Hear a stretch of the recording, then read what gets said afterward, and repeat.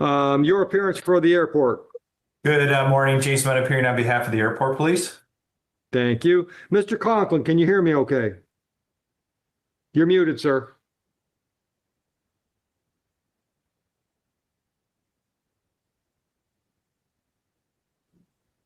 Can you hear me now? I can. You lost your camera, but I can hear you all right. There Can you you go. see me? Yep, Okay. you're good. You're good. Mr. All Manna, right. what are we doing for Mr. Conklin? I had an opportunity to speak with Mr. Conklin, Your Honor. This was a checkpoint violation. It'll be, I've offered him a plea under 771 for a period of 3 months. Assuming he pays his court fines and completes no criminal cases during that 3 months, the charge would be dismissed, and then he can contact the police department to retrieve his firearm. Thank you. All right, Mr. Conklin, you understand your rights and the options those rights give you today. Yes, sir. All right, and you understand the possible penalty for the charge? I believe so. Up to $500 fines plus court costs and up to 90 days in jail. Okay. Understanding all of that, are you pleading guilty freely and voluntarily today, sir? Yes, I am. All right. And on October 11, 2025, did you find yourself at Metro Airport at a checkpoint? Yes, I did. And at that time, did you have in your possession a firearm that you were not authorized to have at that location? I wasn't aware that it was with me, but I did have it. Yes. All right. Mr. Mena, are you satisfied? Satisfied, Your Honor. All right. Mr. Conklin, anything else you want me to know before I set the terms of your sentence? Just that, a little bit about myself, I guess. I was in education for almost 50 years. I'm an elder in the church. I'm a county commissioner. This isn't something I would have done intentionally or anything else. It's just, we missed it when we packed that suitcase. Yep. Believe it or not, it happens quite often. Really? Wow. Yeah. All right. Anything else, sir? No. All right. I will go along with the prosecutor for 3 months. Can you stay out of trouble for another 3 months? Yeah, I'm sure I can. All right. Court costs are assessed in the amount of $500. I see you're quite a ways from the court, so you're probably not going to pay this in person. Can you pay that online, or you want to do it old school and send us a check? No, I can pay it online. You take credit cards? Yeah, there's a third-party vendor that processes those, so there is a fee on that. I'll give you 5 days to get that done. All right. Any questions? No. All right. You have a great day, sir. Hey, thank you very much. Have a good day. You're welcome. Thank you. Bye.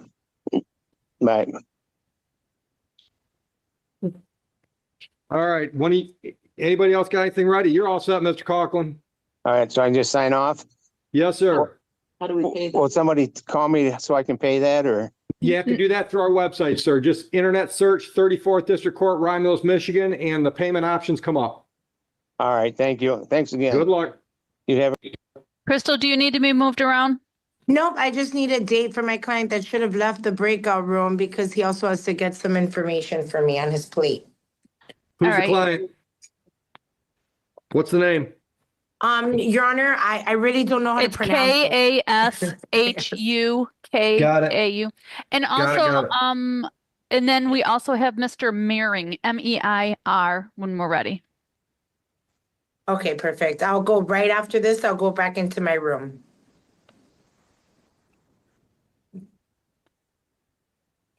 All right.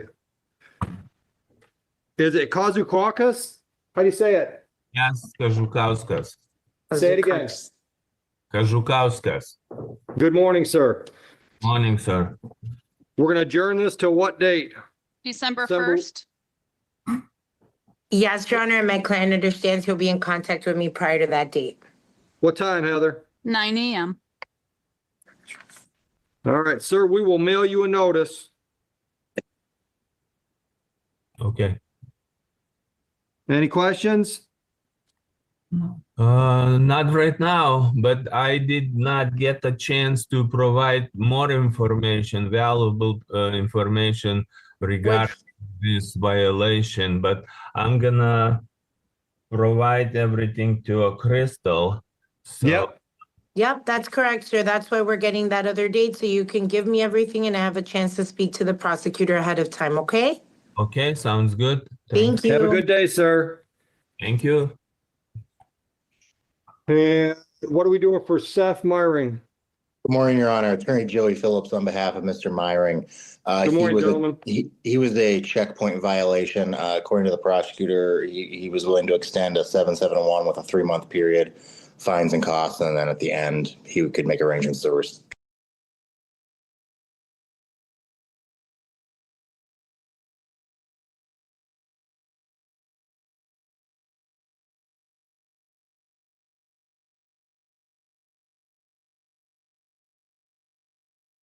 retrieve his firearm. All right. Mr. Myring, am I pronouncing that correctly? Yes, All right. Can you hear me all right? yes, You understand the possible penalty for this charge? yes, sir. Have you discussed your rights and options with counsel? Yes, And you understand all those? yes, Understanding all of this, are you pleading guilty to the charge freely and voluntarily? yes, sir. All right. August 27, 25, were you at Metro Airport? Yes, At a checkpoint? yes, At that point, did you have a firearm in your possession that you were not authorized to have there? yes, sir. I did. I was unaware it was in my bag. All right, gentlemen, are you satisfied with the plea?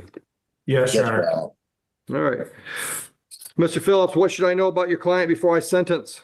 My client's a young man, Your Honor. I don't believe he has any prior criminal violations. This was seriously just a lapse in judgment. He was at the shooting range the day prior. He thought he had all the firearms out. He just missed one, and he regrets that situation. He's also already taken care of his TSA violation fine as well. What'd they hit you for that, Mr. Myring? I haven't heard about one of those in a while. It was 4,900, but if I paid it by a certain date, then I only had to pay 50%. So it was, I think, 2,470. Boy, that's an expensive one. All right, are you working, sir? Yes, I work for myself. What do you do? I do content online. I'm an influencer. Okay, okay. All right. Firearms related? No, no, sir. Okay. Anything else I should know? No, sir. I don't believe so. All right, I will delay sentence for 3 months. During that time period, stay out of trouble, no new criminal offenses. Court costs are assessed the amount of $500. Can you do that today online? Yes, sir.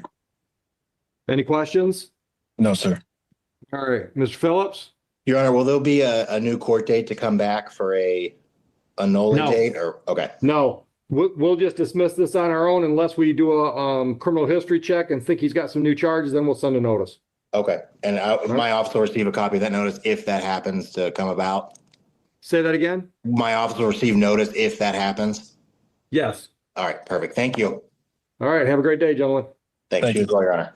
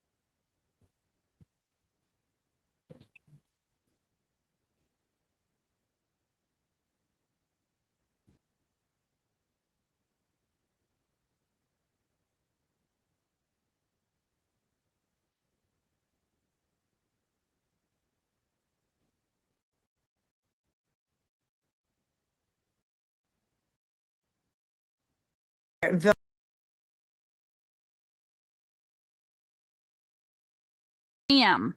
But I need a piece of paper stating when my court date is. I can mail it to you. Is that okay? Or Can I come to the courthouse and pick it up? you sure can. All right, I'll be there shortly. Alrighty, I'll get it in the system. Thank you. Are we ready on Volmer?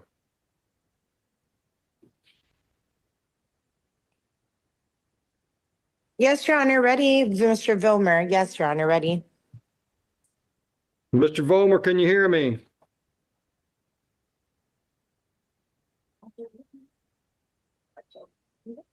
Mr. Volmer, you're muted.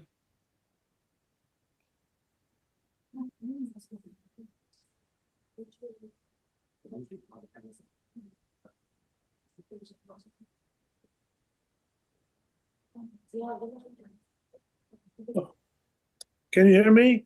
That's fine. Thank you. Ms. Medina?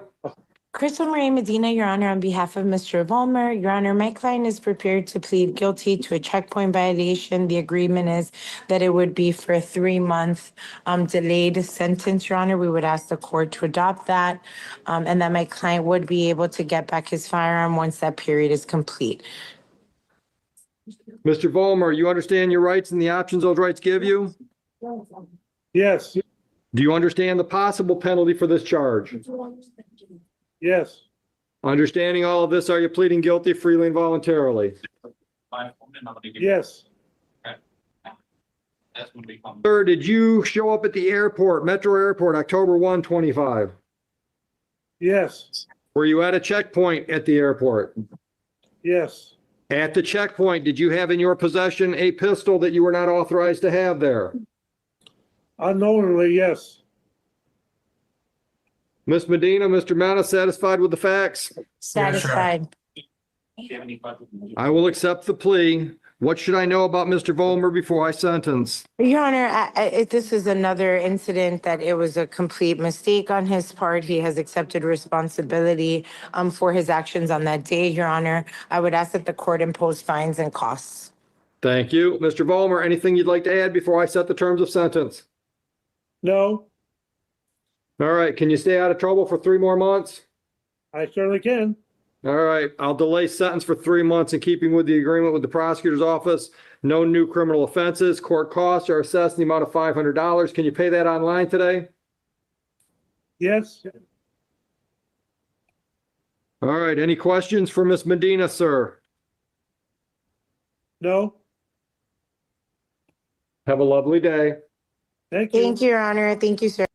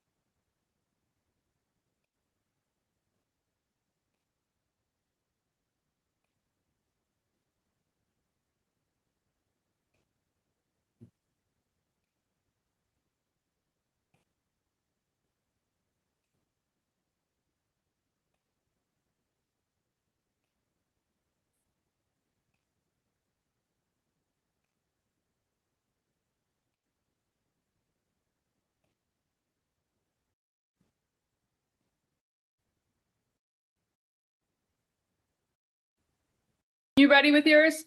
Yes. On, Oh, I thought you were Mr. Balk. Jadala. No, I'm ready on Mr. Balk though, when you're ready, or judge is ready. All right, and just be a minute. Is it a plea or an adjournment? It's a plea, it's just gonna be a double parking. All right, when the judge comes in. Okay, thank you.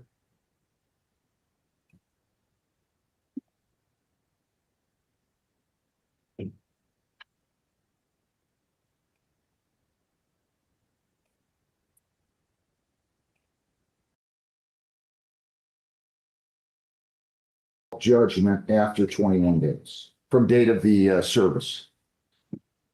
Understood, Your Honor. Thank you. We'll submit the order. Thank you very much. Have a good day. Thanks. I do have one other matter set for 8:30 this morning, Your Honor. Synchrony versus Virginia Clemens and defense counsels here. We've already. Now, 1 second. You're not coming in very good, by the way. I'm kind of. Is that any better, Judge? Yeah, that's a little better. Which other one do you have? LVNV versus who? Nope. Synchrony Bank and Virginia Clemens. Oh, Synchrony Bank versus Clemens. Get a little bit closer to that microphone, if you would, please. Synchrony Bank versus Virginia L. Clemens, 250-2214. Again, Matthew Kuipers on behalf of the plaintiff, Your Honor. Mr. Filkins? Yes, Your Honor. Good morning. John Filkins, P70263, appearing on behalf of Virginia Clemens. All right. What are we doing on this? I caught this last time on the 20th. There was, you settled for 1,200, a cashier's check was sent. Yes, It looks like September 30, and then it was never received, or the due date was August 28th, but according to the agreement, but the check wasn't sent until the 30th rather of September. Did you receive the check yet? No, Judge, we spoke. At this point, we're just requesting to adjourn it one last time. Defense counsel is going to send the check certified mail with tracking, so we make sure that we get it. And then once we get it, obviously we'll dismiss the case. Adjourn one last time. November 17th. Is that good, Jen? Yes, Your Honor, we can do November 17th, At 9 o'clock. 8:30? 9 o'clock. Okay. All right, guys. Thanks a lot. Have a good day. Thank you. MPLI Capital Holdings versus Rasheen Clark, 2502388. Morning, Your Honor. Sean Bodwine on behalf of the plaintiff. Is Rasheen Clark here, Jen? Miss Zagaretis was representing Mr. Clark. She also had might another have- hearing in another court at the same time, so she was juggling back and forth. Do you have a pretrial order? I got one right here. Yep. Today is 3. I'm going to pass that case. JP Morgan Chase versus Karen Harvin, file 2502679. Good morning, everybody. Your name is Harvin? Karen Harvin, good morning. Mr. Groen? Good morning, Your Honor. Brian Gruen, GROEN, P number 56673. Any resolution on this case? There is, Your Honor, Ms. Harvin's working in conjunction with a debt settlement company. A settlement has been reached. The first couple payments have been made. Unfortunately, she didn't get the consent judgment that we sent to Beyond Finance, but she has authorized me to sign the consent judgment on her behalf, and we will get that filed with the court at some point later today. Give me the give me the conditions, please. Sure, Your Honor. It's a reduced judgment balance of $4,599 payable at $255.50 per month. The first payment was due and made on September 12, 2025. There is no cost or post-judgment interest for Chase files. So once the $4,599 is paid, we will file a satisfaction with the court. All right. So, ma'am, you understand and agree to that? Yes, Is the provision that it will be $255.50 per month, beginning on the 12th of every month, or on the 12th of every month? yes, Mr. That's Brown, correct, Your Honor. you agree to those terms, Ms. Harvin? yes, I do. And he has your permission to sign your name to that proposed consent judgment? Yes, I gave him permission. Okay. All right. So I'll go ahead and await the judgment. I wish you well. Can you get that to me today, Mr. Groen, please? I was preparing it while we were waiting, so we should get that over to you shortly. Perfect. Thank you very much. Thank you, Your Honor. Thank you. MPLI versus MPLI Capital Holdings versus Rasheen Clark. Are they on this one yet? Is anybody here for Rasheen Clark? No, she's not back, Judge. I'm sorry. I thought, okay. No, it was Smith Bowers that's in the breakout room. I'm going to ask them to come out. Do I have Waters Edge versus Erica Whiting?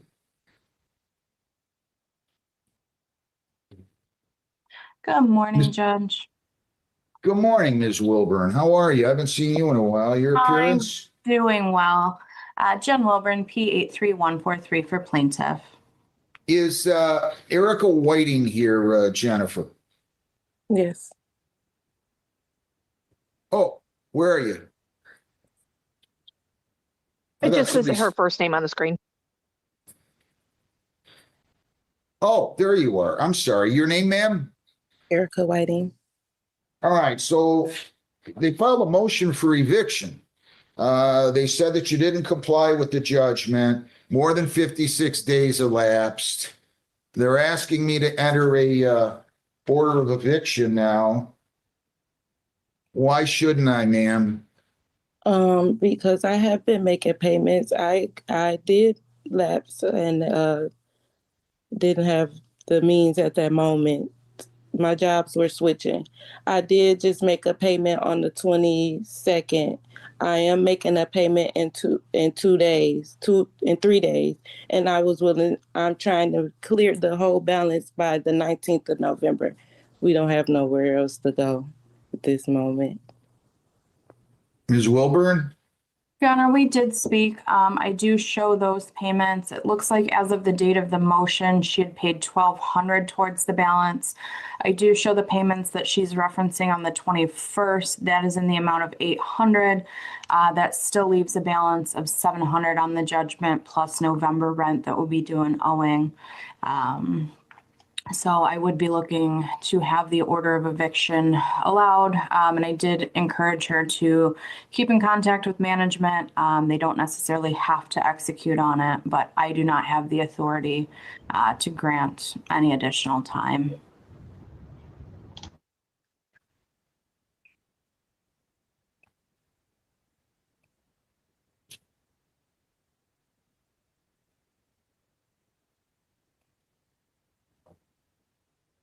All right, ma'am, you were supposed to pay all of this back in August, by August, I believe it was the 19th. So you're already well over 2 months overdue. Yes, I understand. I just hit a bad moment. Everything was hitting me at once. And I had other bills, car went down, everything was hitting me at once.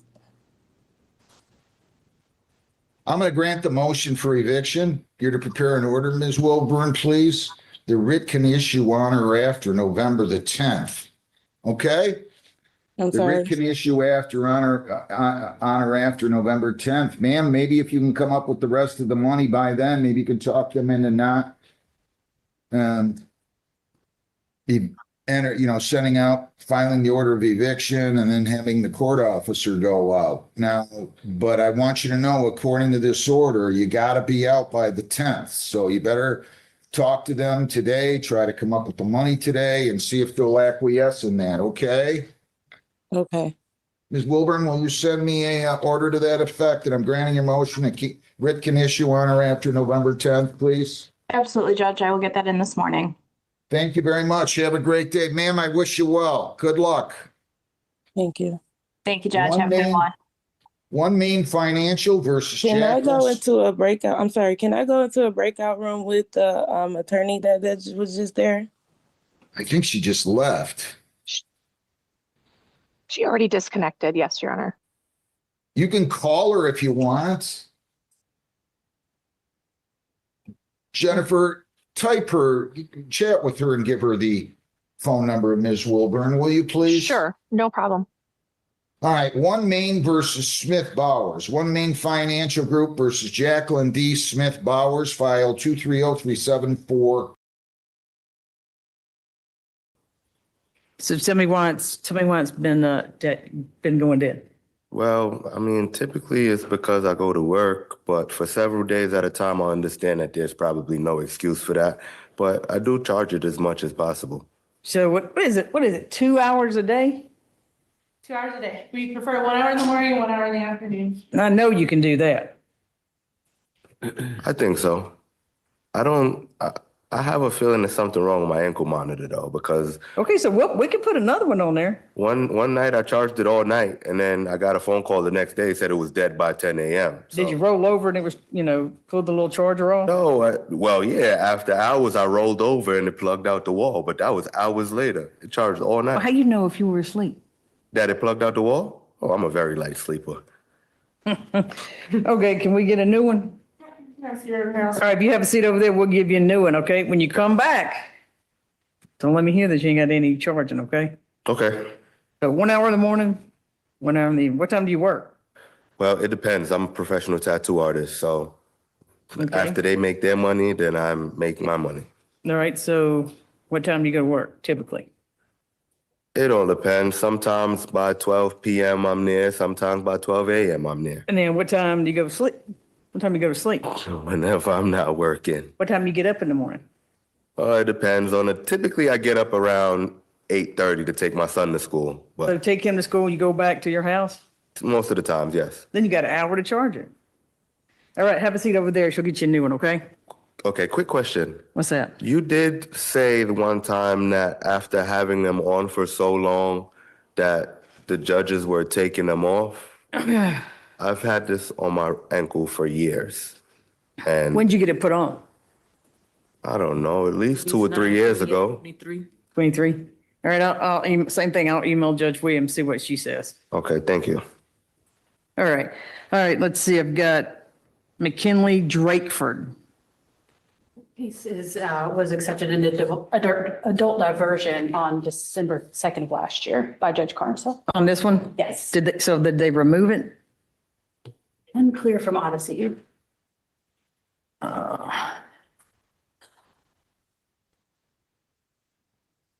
Do you know, Bostic, if they remove it? No, they should know. Still showing active, but hasn't tracked since January. That would explain since he took a plea.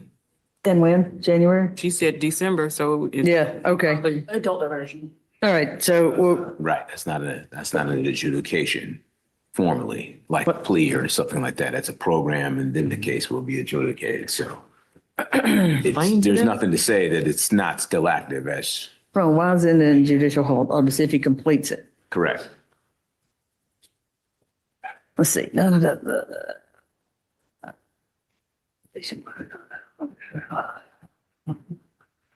When did he have it put on? Do you know? 5/23/23. When he was released. It was in 23. What? So that would have been a whole year and 7 months, December. Mr. Jenkins, what's your position? Our position, well, first of all, certainly, it's been on for a while. We just need to know what the status is in connection with his completion of the program. So we just need to check in on the MAC and report within Okay. a day or two as to, what his status is. Okay, we'll do that. What about, okay, number 5, I got Jane Smith. Not tracking, Your Honor. Since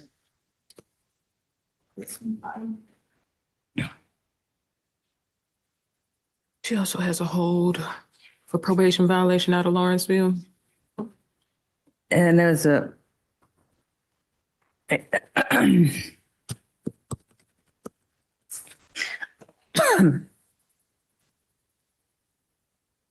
Five 13/23, Your Honor. Day after it was installed. Yeah, oh, that's good. Well, Judge, since. We have her being released in, she said in 23. We have her being released 6/29/23. It was originally installed, which was the previous company on 5/12/23, and then it died. We have her leaving the jail on 5/12. I don't know if she went back. All right, well, she's not here. Subject to good notice. Your Honor, state would request the bench with bond. All right, and I don't see where it got returned. Okay. All right, let's see, Paris Drayton. Morning, Your Honor. Morning. Drayton's here. He has been on an ankle monitor for what, 2.5 years since April, I believe, of 23. He's here in President Court and has been showing up for his hearings. I'd request that the court consider removing the ankle monitor at this point. So how's he doing, ankle monitor? So we've not tracked Mr. Drayton since 8/7/25, and we have no active phone numbers. We've tried to reach out several times. And we have him started in 2024, April 30th, 2024. 24. Whoops, hold on, let's hear from Bostic. What about it, pretrial? He was released 4/26/23. There was an arrest here for an FTA 5/19/25. When did you say you last tracked? 8/7/25. I would have thought that they. What's been cut it happening off. since August? I don't know, I've had it charged me, but sometimes, well, I don't know, because in the past, I've had place like 3 or 4 times and like charging. So I didn't understand what you said before that. You said, So I done have it placed about 3 or 4 times. Mhm. And not charging correctly.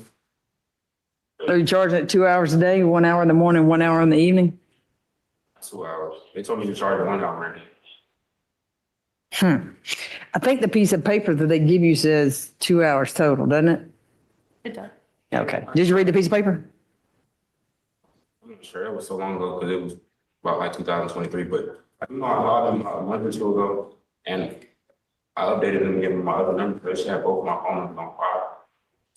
And I can get with the ankle monitoring company and give them a good phone number. All right, so here's what we'll do. I mean, get a new one put on and then I'll email Judge Cox, okay? Thank you, Your Honor. All right, so get a new one, new charger, whatever you got to get. You want to have a seat over there? I mean, not your lawyer, but you. All right? Thank you, Your Honor. Uh-huh. All right, you too. I got Felton Jordan. All right. Release 8/24/23, but it was a arrest on an FTA 7/21/25. What about it, Anchemar? Your Honor, we have several inclusion violations. We have a bond order, it's a 24/7 curfew with the exception of work. We have a home address of 4036 Kidder Drive, Southwest Atlanta. We have a work at 1095 Ralph David Abernathy, hasn't reported there for 60 days. Stay away from 3200 Delmar Lane. Constantly tracking at 920 Capitol Avenue, Atlanta, Georgia, some point every day. 6445 Old National Highway for approximately 1 hour and 30 minutes. Another inclusion violation at Capitol Avenue, 920 Capitol Avenue for 5 hours. Again, on the 21st and on the 1st. So consistently not at the addresses given for purposes of leaving home. I just recently. Come on up to the podium. I can't hear you. And Judge, I would just point out, this is LaSawn Edelman's client. Yeah. He's been appearing in front of Judge Carter. So hold on just a second, sir. And we, none of those violations are listed in the notes. So That you got, yeah. notice of any of them except for the one inclusion violation on August 21st and one curfew violation on August 18th and an inclusion violation on August 18th. Everything else is new information. So we would ask. Come on up beside me. So what's been happening? I mean, so is this something where? It was an address change, that's it. Is a who? It was an address change, that's all it was. When I did come in, I recently talked to the bail bonds company, definitely, about 916 Capitol View. That's where I stayed. So it looks like there's a place you're supposed to stay away from. Oh, that's Delmar. Right, That's obviously Delmar. you're going somewhere. What is the exclusion zone? Is it like, Like 500 feet. so it's like 500 feet. So is there a reason that you go within 500 feet? If it would be anything, it'll be going past it now. Oh, That's it. like, okay, is that, The 73, it go past it, it goes straight to Peachtree Movers on Fulton Industrial. so does it show how long it was there? I don't have that information really. Yeah, I definitely wasn't nowhere near the area over there. Is there another way that you could go by any chance? Yeah, if I have to, I can go all the way around. I'll catch a lift. It doesn't even matter. I'm definitely ain't been doing nothing All right, well, out of pocket. can you do that for me? Yes, Bostic, ma'am. what do you say? He doesn't have anything. He was arrested for an FTA on this case.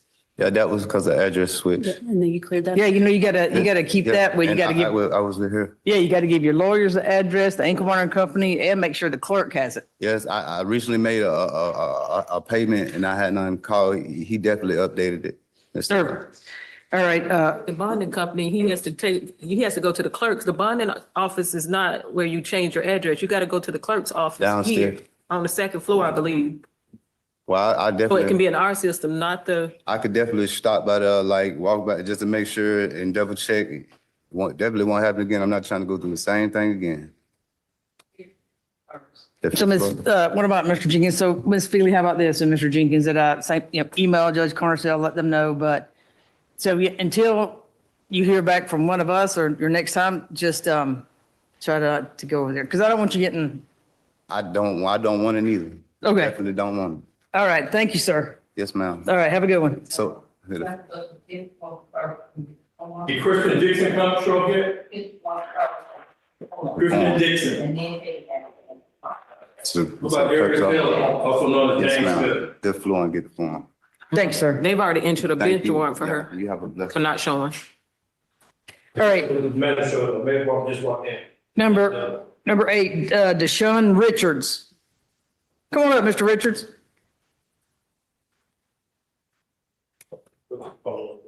What we got, Bostic?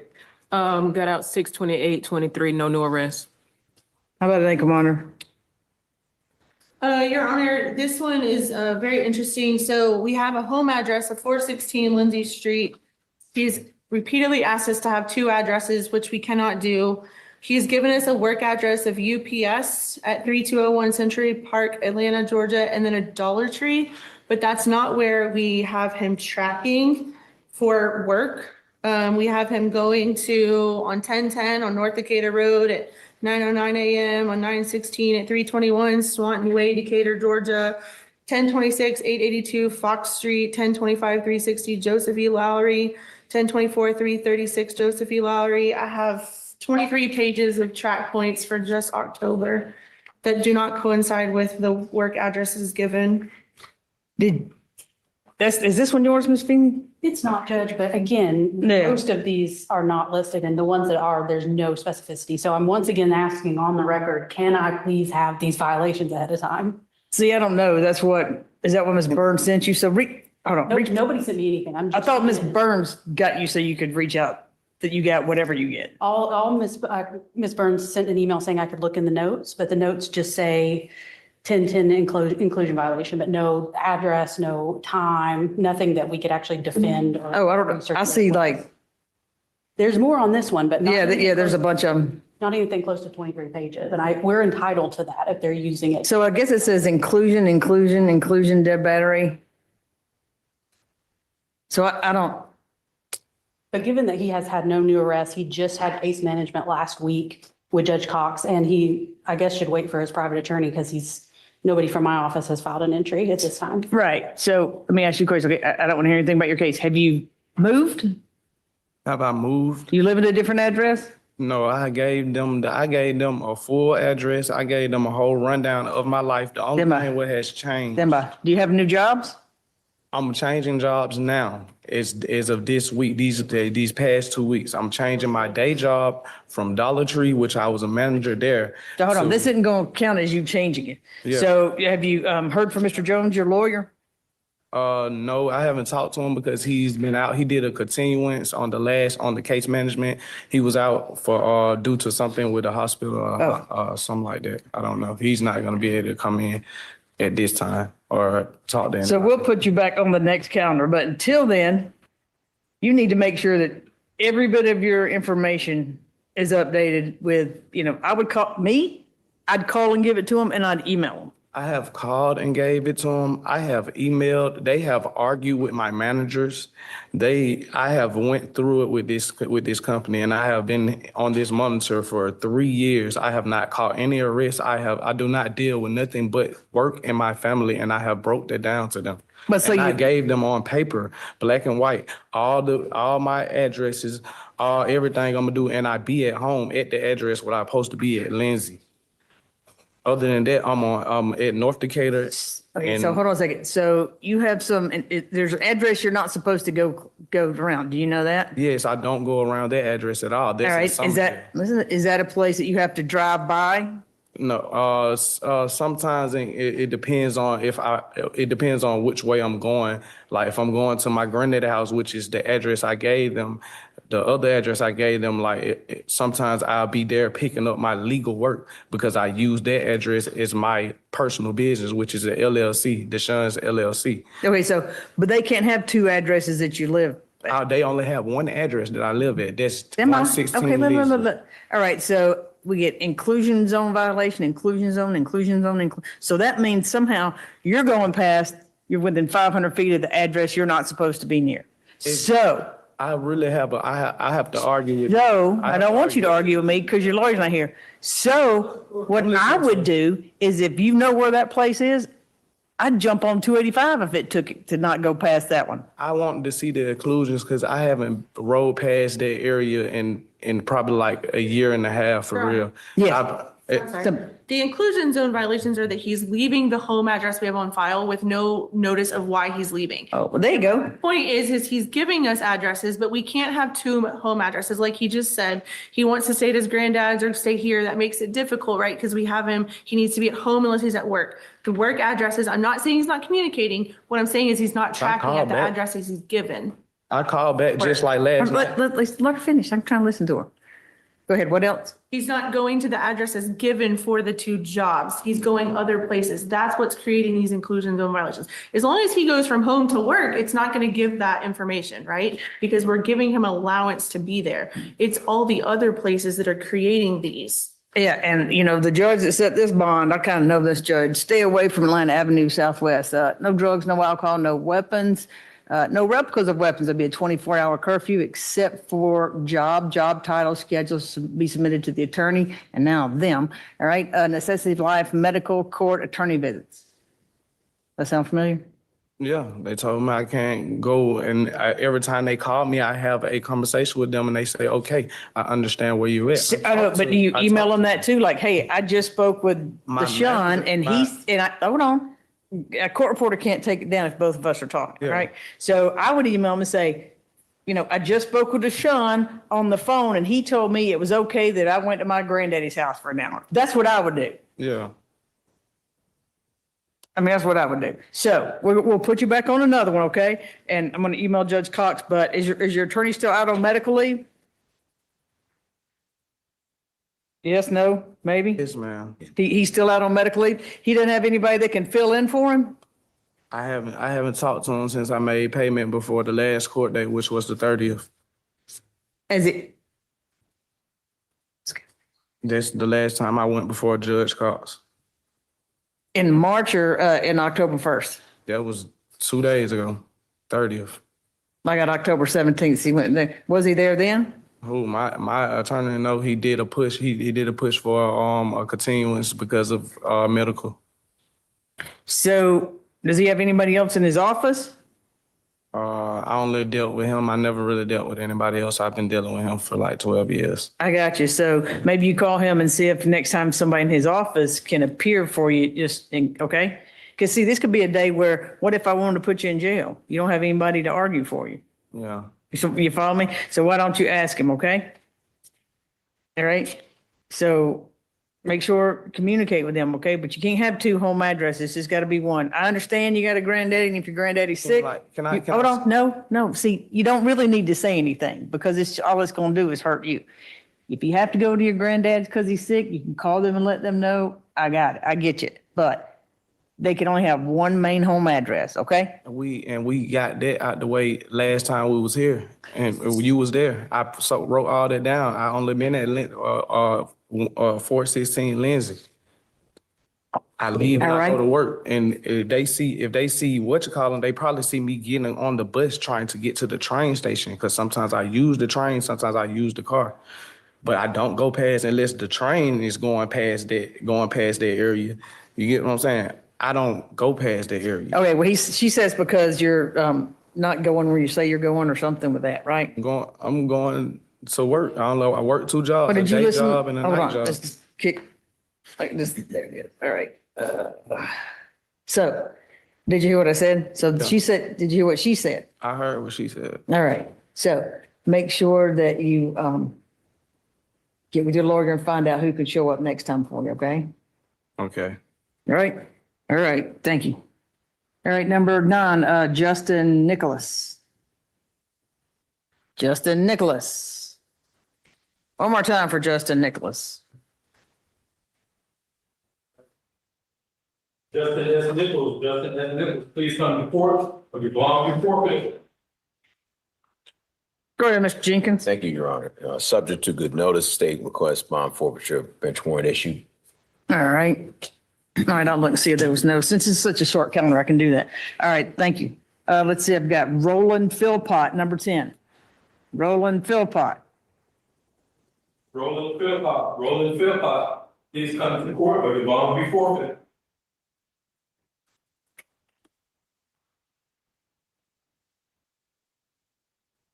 Mr. Jenkins? Thank you, Judge. Subject to good notice issued by this court, the state requests a bond forfeiture bench warrant issue. Ms. Feely? Looks like this is an RO transfer, so he doesn't currently have a public defender until, I guess it gets. Yeah, it looks like it was Ms. Bray's, huh? So it looks like on here, Ms. Feely, but you know, they always put that sticker over the address, so you can't tell where they mail it to. This is Kimberly Mill Road. So it looks like this one, so he needs to update his address.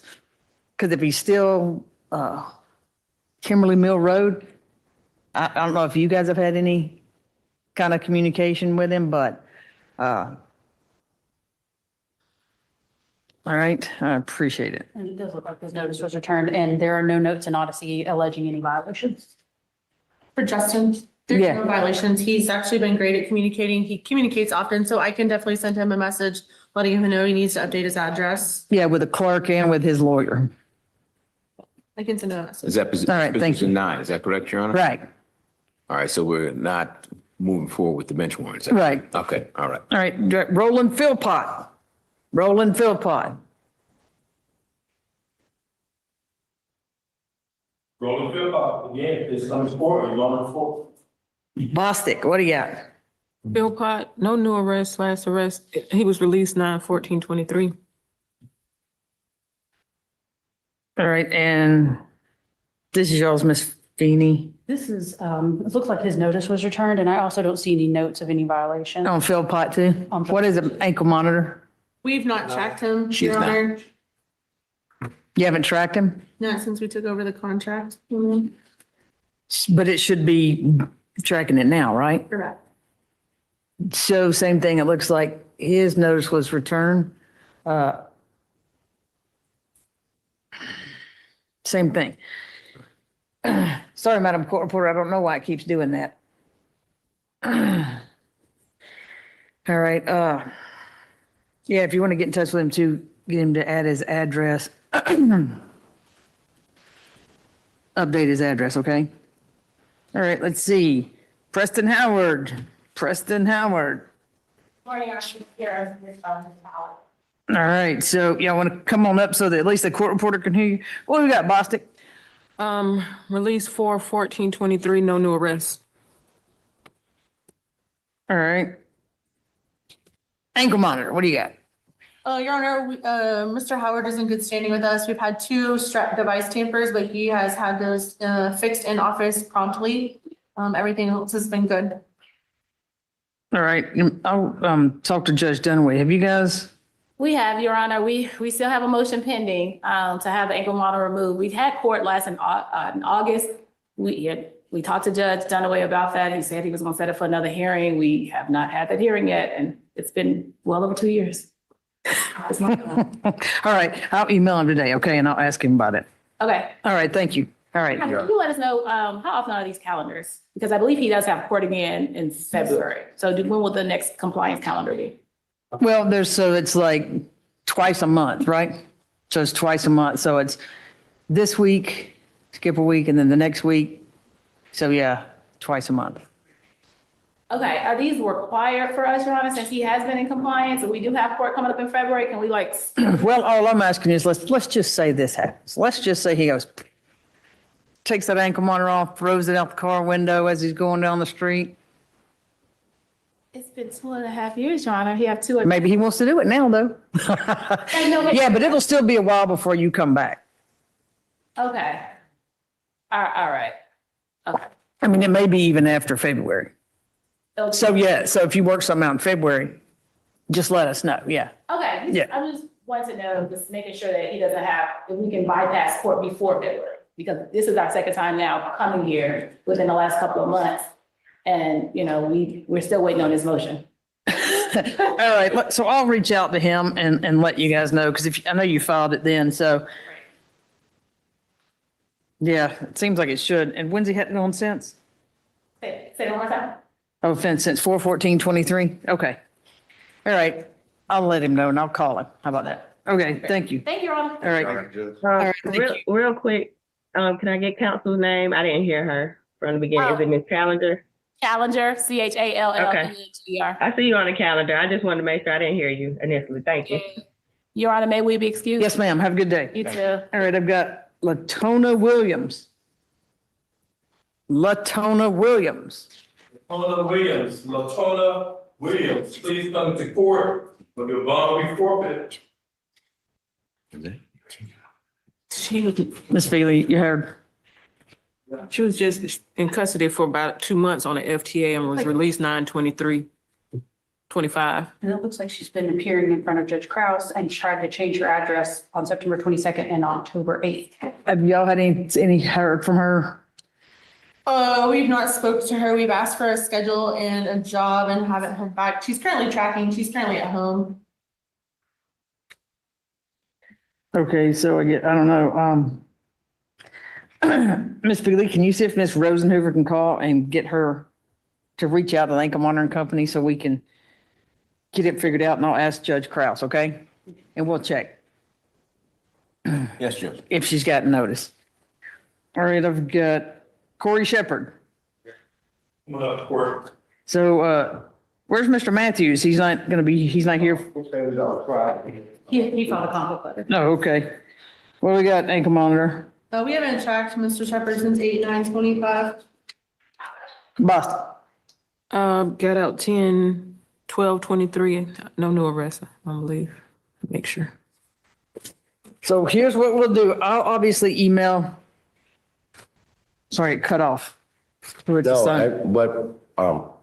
happened was I had transferred a job to Edgewood Pizza, and some shooting started going, and I went to run there. I hit my leg. It tightened off. I kept going. I called in soon it happened, and I don't know if the lady was new or whatnot, and she went to explain, and but soon it happened. I called down. I got it. So when it comes off, you need to call them, but then you need to go in and get another one put on. All right? Yes, So ma'am. go over there, get another one put on. Okay.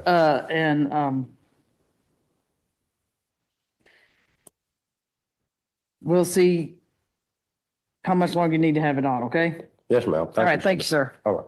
All right, I've got MacArthur Watkins. Now, I've got that one was already removed. Just send it this, second here. You gonna put that mark on? I will. Yeah, as soon as we're done. Yeah, just be patient. We'll put the other one on. You got that? It was removed by Judge. Called us and told us he removed it himself. We do not have paperwork. He said he was checking into a treatment facility, so he took it off.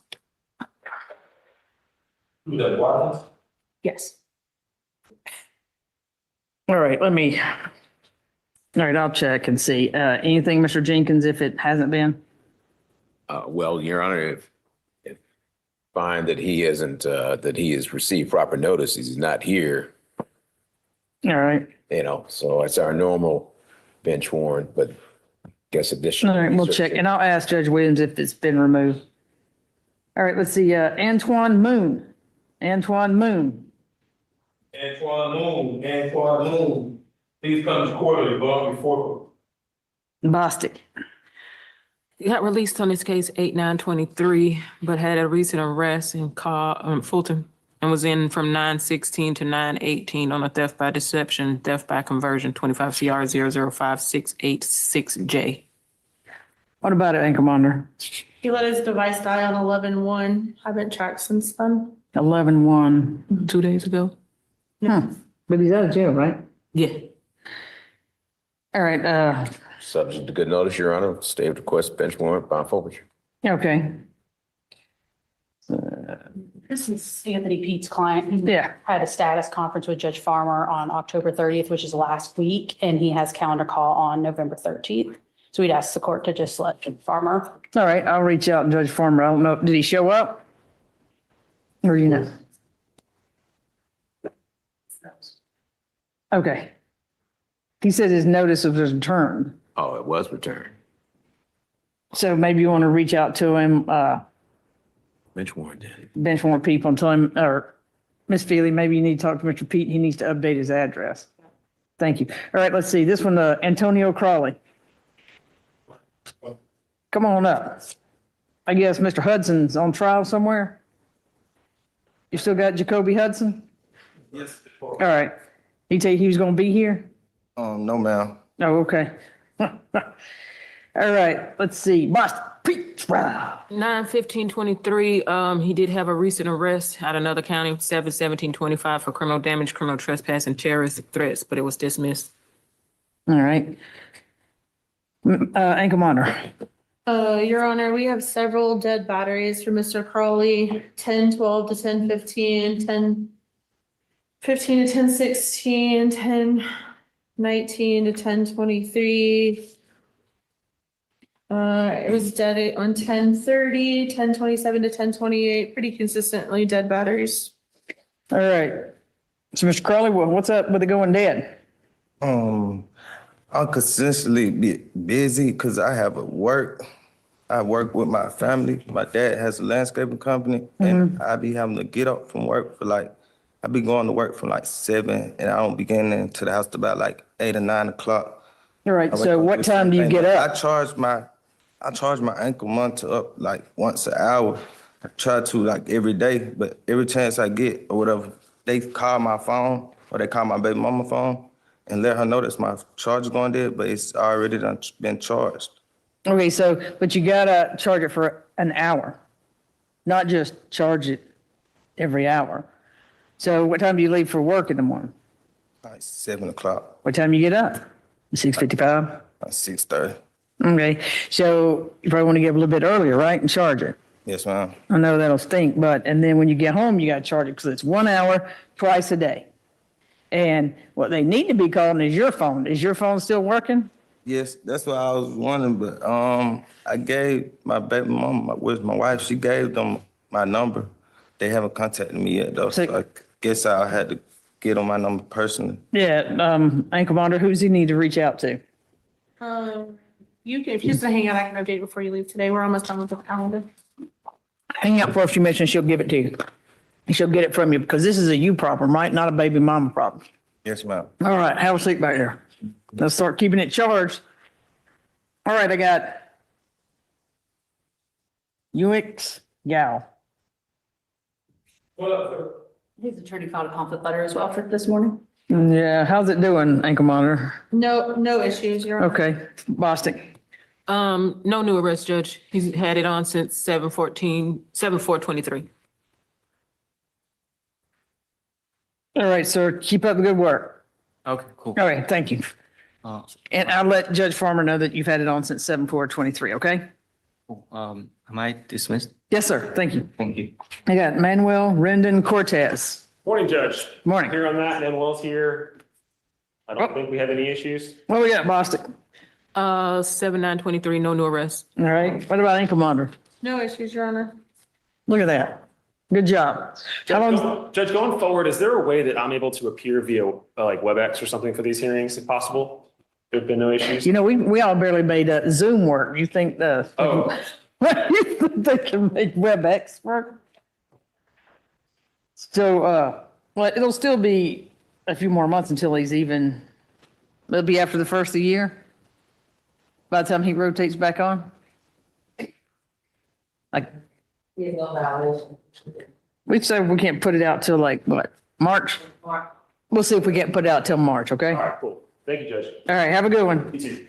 You don't like cooking challenge? Yeah, I mean, that's what I'm saying. He wants to come, As much as I love scrambling for a parking spot. he wants to come WebEx. Last minute, I'm sorry? He wants to come WebEx. He's fancy. Have a good one, counsel. Thank you, Judge. You too. All right.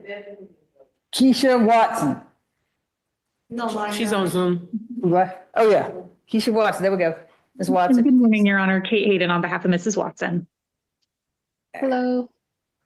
All right. All right. What's up, Bostic? Pre-trial. Got 10/3/23, no new arrests. Ankle monitor. No known violation jar. We don't have an address for the victim. If the court could provide that, not necessarily right now, but today, so that we can make sure that this stay away is happening. You live out of state, right, Ms. Watson? Yes, I live in Los Angeles, California, in Inglewood. I've been here since Okay, stand by. 10/23. So, but we'll look, okay? Because I'm pretty sure. Okay, yeah, we'll look and get that. Okay.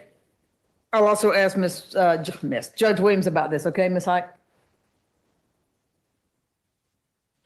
I'm sorry, Your Honor? Were you Yeah, I addressing said me? I'll also ask Judge Williams about this since she set it on since 2023. Yes, Your Honor. Thank you. All right, thank you. Have a good one. You too. Thank you so much. Thank you, ma'am. Ms. Watson, have a good day. All right, now I've got Antoine Hart. Antoine Hart, please come to court. We bond force. Judge did run Mr. Hart. He has a warrant out of Texas, but there's no extradition. No extradition. There's a judicial hold on this case already. He does? Yep. Stand up, sir. What's your question? What I'm waiting on? You're waiting to give him your address or your new phone number, so stand by. All right, stand by. So, Mr. Jenkins, I think so. Well, Judge, since there's well, let me ask, Ms. Bostic, that's a judicial hold. Do you know the basis for the judicial hold? I gave him, it's a judicial hold on this case. Right. Why was the issue? Was it for FTA? What was? Where's that paperwork? You still have that paperwork right there? Because I don't have it pulled up. Did I, officer?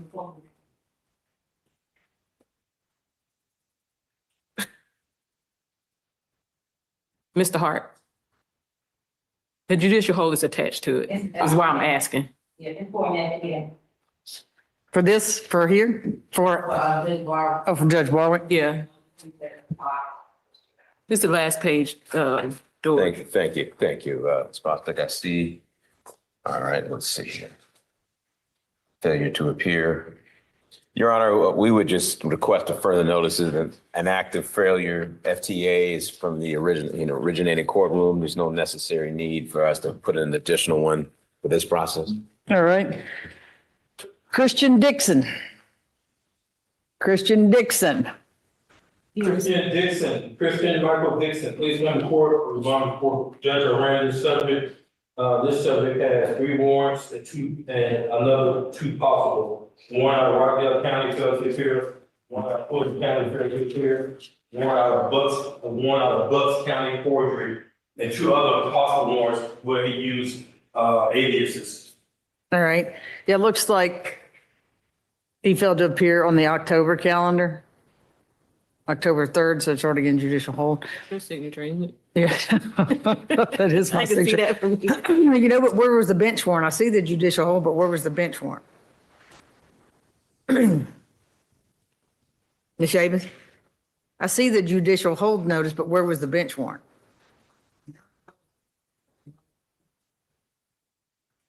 All right, so we'll do a bench warrant then. If one doesn't exist.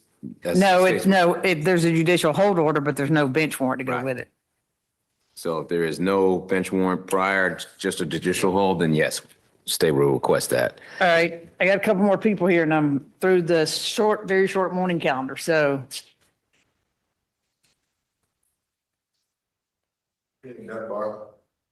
Oh, yeah. That's number 2. So you've already got it off, right? Oh, I'm paying it. Today, yeah. Okay, so this is number 2 that Judge Lefford said remove his? Okay, I get it. Position number 2. So we're gonna remove it today? Yeah. That's the one Judge Lefford's want removed, and we'll do the order for it, so it'll get in there too, okay? All right, you can go on up here and she'll get to you in just 1 second. Let's see. What about you? You stand. You're here for somebody else? I believe she's here for the young gentleman in custody, so I'll speak with her. Oh, okay. I mean, that's the whole thing, so who's in custody? Cargbo is what the deputy told me. Oh, that's this afternoon? No, actually, one. He's not,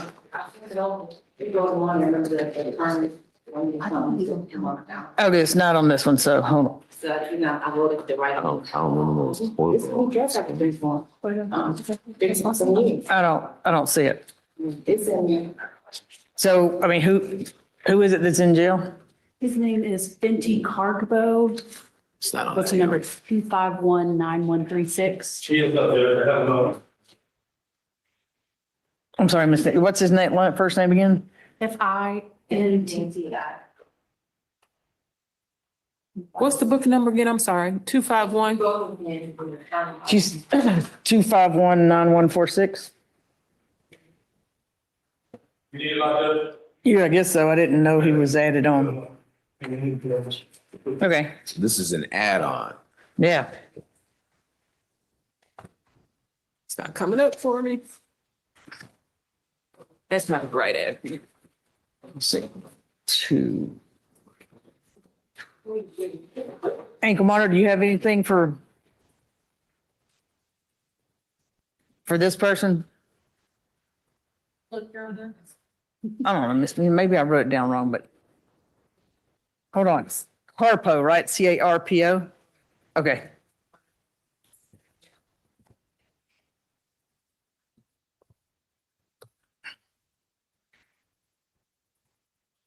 FENTI?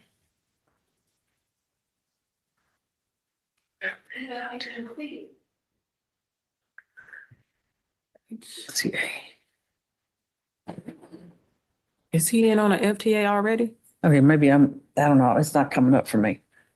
It's 25 PI. We want to make it like 254. He's in custody on an FTA already. All right. From here? Yes, Judge. He's been in since 10/20. Oh, okay. Who's his, let's say, who's his lawyer? It's Danny Posen. And Bob. He was just released 7/8/25, but he's back in on an FTA. Hold on. 10/20. Look at this. All right. So. They've been in since 10/20. Right, October 20th? Yeah? Yes, ma'am. All right, so it's Fenty Card, KARGBO, Madam Court Reporter. And the first name is FENTI. All right. So let's see. We reinstate your bond with a new ankle monitor. What are you going to do? I have some information for the court. This is his sister. His attorney attached and showed me that the original bond order had his correct address and the bonding company had his correct address. But unfortunately, the notice was returned. So this was not a willful failure to appear. Obviously, he's been in jail now for 15 days. He lives at the address with the sister that he provided. And so we're just asking the court at this time to release him. Let's see, ankle monitor, when he had it on, was he keeping it charged? Check, Your Honor. See, we'll check real quick, okay? Because you got to keep it charged. It's twice a day, 1 hour each time.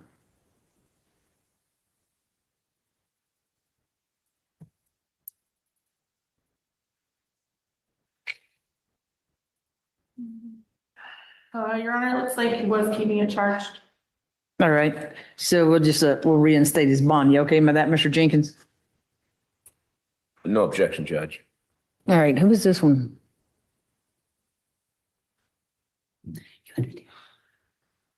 Who is this assigned to? What judge? Yeah. It's pre-indictment. Oh, okay. Yeah, you're right. All right, so we'll, now, it'll probably be later this evening. How long does it take to process him out? We always say within 24 hours, Judge. Okay, Within 24 hours. so sister.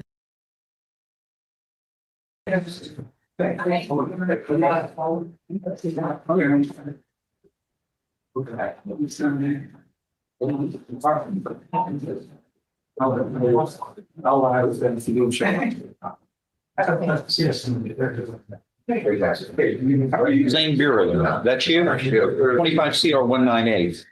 You were charged with first-degree felony engaging in organized criminal activity. And he is your attorney. What are we going to do on this? Where are we headed? Is this going to be disposed of or are you going to try? I don't know what to do, honestly. I haven't been well counseled on this to do. How do you know that? Because he doesn't want He's to. not well counseling you. He's not giving me nothing besides vague talk. It's nothing. That's what lawyers try to do.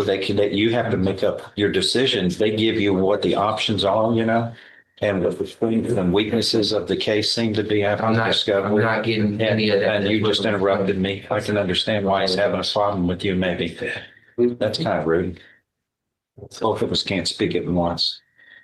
We learned that the first grade. All right. He's rejecting the state's offer, asking to be set on trial. I've asked the court to. You're not able to hire somebody, are you? You're an indigent, right? Yes, sir. Okay. Has he filled out the indigent thing? Do you remember filling out an indigent form showing what you're? Yes, sir.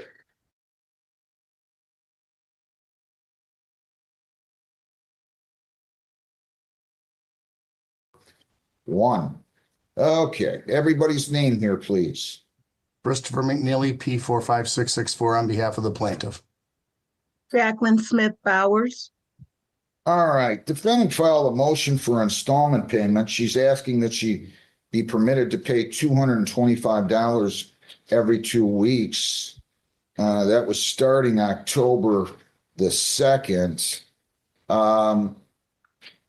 Did you file, you filed how much, counsel, saying, what are you asking that she be required to pay?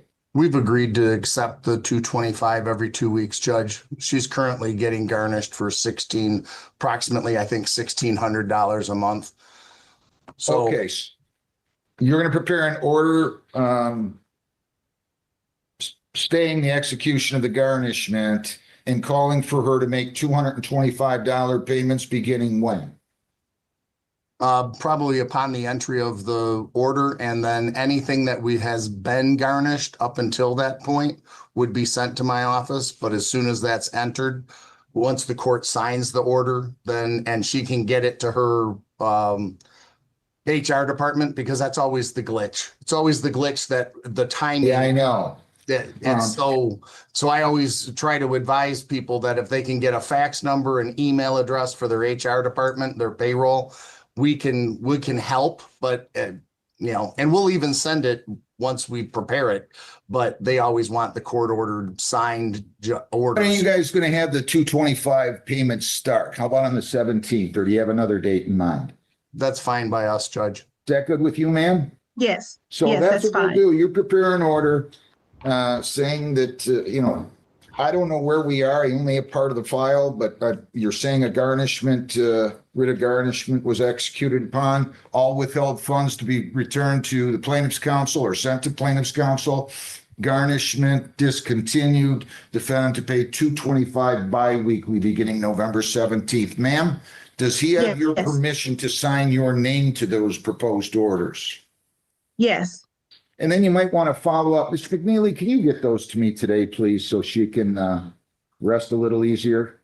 Yes, absolutely, Judge. And then, ma'am, you can call the court in the morning or tomorrow morning, and we can forward you that, and you can take it to your HR department, okay? Yes, thank you so much. I wish you well. Any questions, ma'am? No, thank you, Attorney McNeely, and I'll be talking with you soon. See, Micks aren't bad guys, are they? Mrs. Flowers. All right, good luck. Thanks. I'm Thank just you, kidding. Judge. Midland Credit Thank you versus so much. Andre Johnson. 2503277 GC. Anybody here on that? Counsel, when the opposing lawyer shows up, you tell me. I don't know who you said it was, but if you can tell me on MLPI, that's what you're here on, right? Yes. Yeah, so if you can tell me when they're here, or was it you, Mr. Kennedy, that was waiting? It was Mr. I'm waiting Okay. on a different matter, Your Honor. Okay. Do I have anybody here on Midland Credit versus Johnson, 2503277 GC?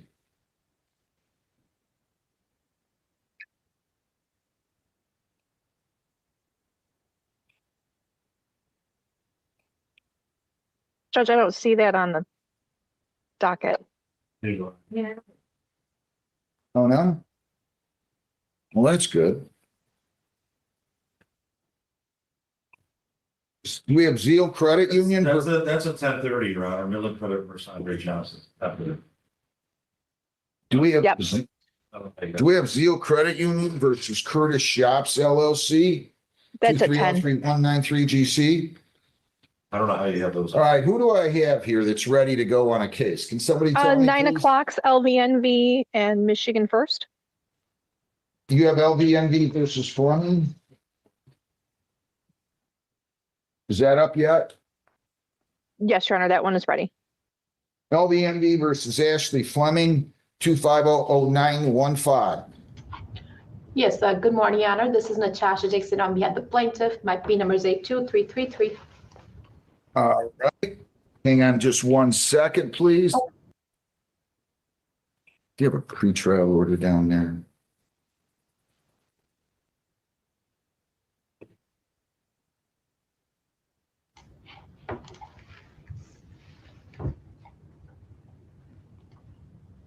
Can I hand you that note I had in my hand? Yes. Okay.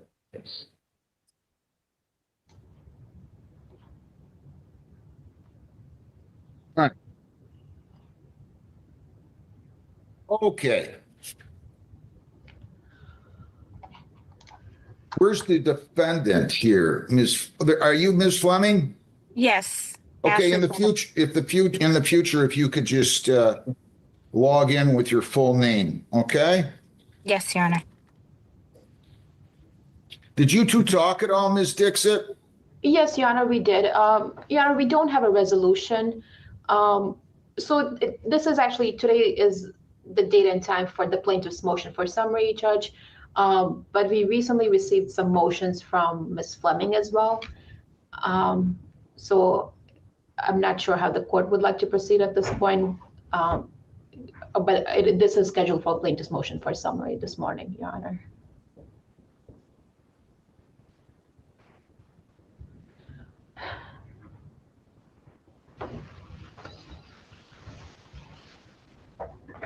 Jennifer, I just want to make sure here on something. Plaintiff filed a motion for summary. Defendant then must have filed a motion to compel arbitration. And I don't know if I have defendant's motion unless it's in this packet. Your Honor, defendant's motion was filed on Friday. Well, you can't do that, man. So we scheduled it or I'm sorry, I take that back. It was filed on the 28th, not on Friday. So we scheduled it for a different day, obviously, because we had to give notice to opposing counsel. Did you hand me that one when you brought it down here? Or somebody brought it down here? Or? No, we did not hand you this motion because we have it set for the 17th, the motion for arbitration. You don't think she's entitled to arbitration, do you? Ms. Dixit?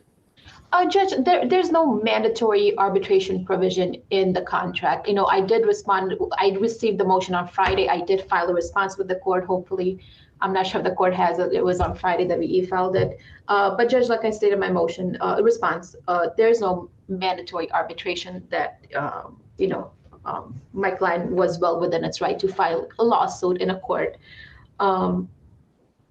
And she has, I don't see any proof that she has actually filed for arbitration. That's also the other thing. How much is your claim over? Yes, it is. Damages would be $6,758.06.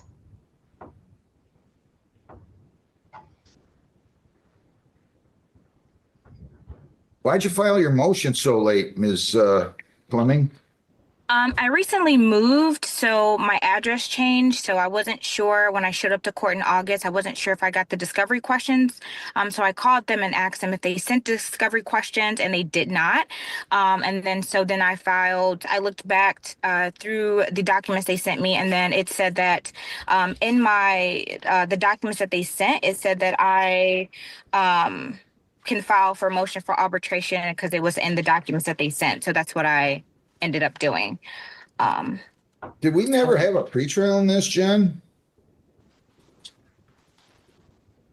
Set for August 26th. I mean, Yeah, we did. August 26th was the pretrial. Bench trial date is December 1st. Why did you wait so long, Ms. Fleming? Well, I figured that I had time because I was waiting for the response, but I wasn't sure. I changed my address with the United States Post Office, but they said it was going to be 3 to 4 weeks until my address was updated. So then I just gave the attorney a call and just asked them if I was missing any documents. And then when I thought I was going to receive the discovery questions, but when I didn't receive any, then that's when I was going to just file for the motion for arbitration. Your Honor, may I add something, Your Honor? Jennifer, wait a minute. Can I ask you a question? Do we have her motion now, right? Yes, I can print it if you'd like. Please, and bring it down here. Sure.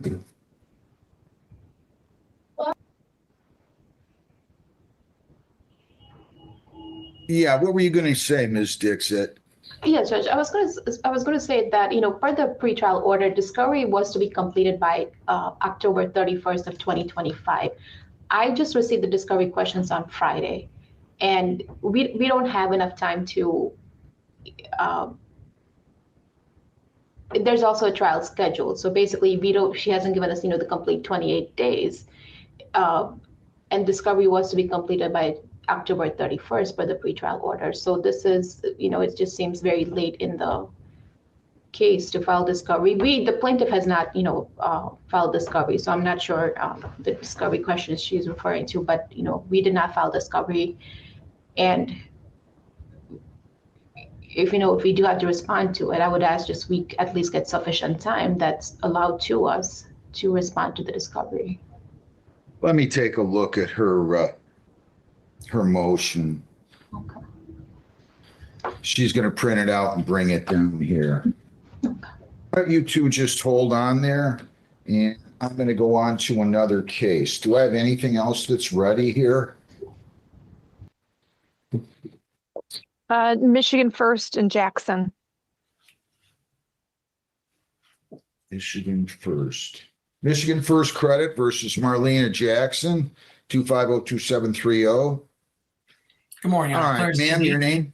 I'm sorry, Mr. Marlena Jackson. Mr. Kennedy. Clarence Kennedy, P88082 on behalf of plaintiff, Your Honor. Have you filed bankruptcy, ma'am? No, I'm waiting on the IRS to send a document and then I'm gonna move forward with everything else. I can't file until I get the document from the IRS. Okay, I adjourned it 3 weeks. I'm gonna have to set dates or something here. What do you want to do, Mr. Kennedy? Yes, Your Honor. Yeah, we What's talked that? to Ms. Jackson and we don't doubt that she has an attorney. She said she retained her attorney and she's going to be filing soon. But we do wish to have this, set for at least a motion date to give us a deadline of where we're going. Yes, and I'm okay with that.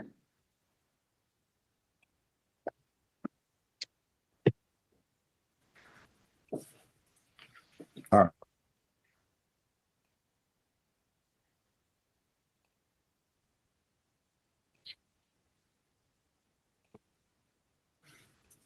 All right, and your P number is 88082, correct?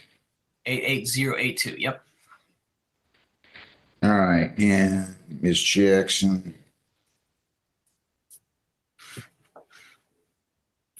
I'm gonna let you conduct discovery for 30 days. Discovery cutoff is December the 3rd. We're gonna set a trial date. Jennifer, give me a date like the second, third week of January, please. Thank you. All motions for summary have to be filed and heard not later than 20 days before the trial date. There will be no ADR. Nobody demanded a jury. So maybe like the third week, Jen. I've got the 13th or the 27th of January. Let's make it January 27 of 26. 1/2 hour for trial. Everybody has to file their witness list no later than November the 20th of 25. You don't have to file a trial brief. If you choose to, you can file and exchange it not later than 7 days before the trial date. So again, trial date, all this will be right in the order, December 3rd of 25. January 26th will be the trial date at what time? 27th. January 27th at 8:30. At 8:30 in the morning, and I'm going to put down 1/2 hour for that. That is it. We will send that out. If you file bankruptcy, well, then the case will get stayed, but I do have to move this along at this point. Okay, ma'am? Okay. Anything else, Mr. Kennedy? Nothing further, Your Honor. Thank you very much, both of you. Have a great day. Thank you. Thank you, you too. All right, so let me see.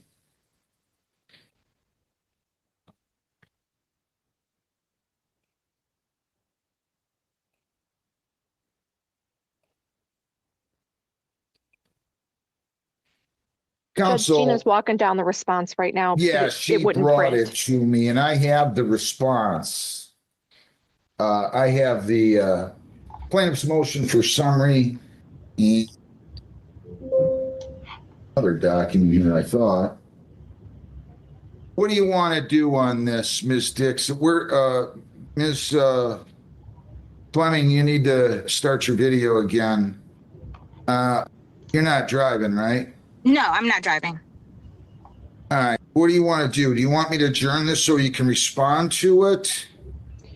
As far as the arbitration goes, the motion, Judge, I did respond to it. I did file it. Like I said, I just received it on Friday, so I did the best I could, but I did file a response on Friday. Yeah, right.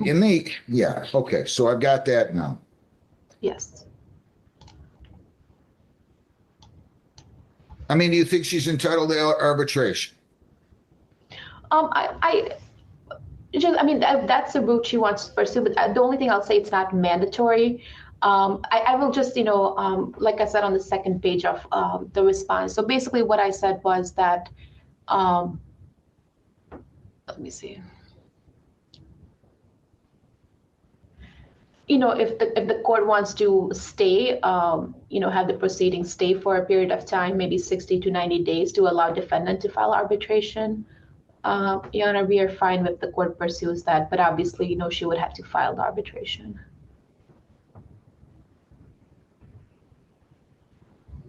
And if she does not initiate within that time, then the max.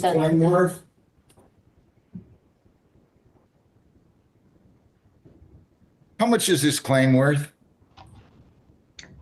Yes, it is. Damages plaintiff is requesting is $6,758.06.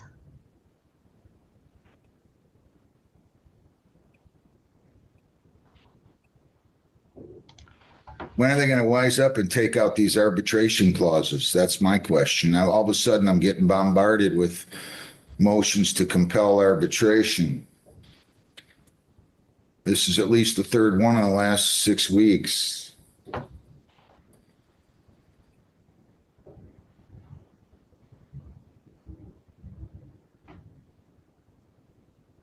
I want to look at this contract.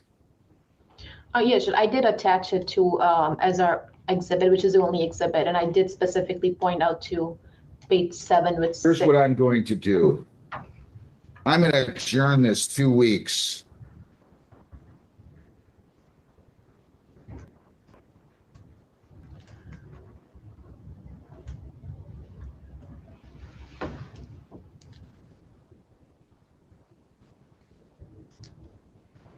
But you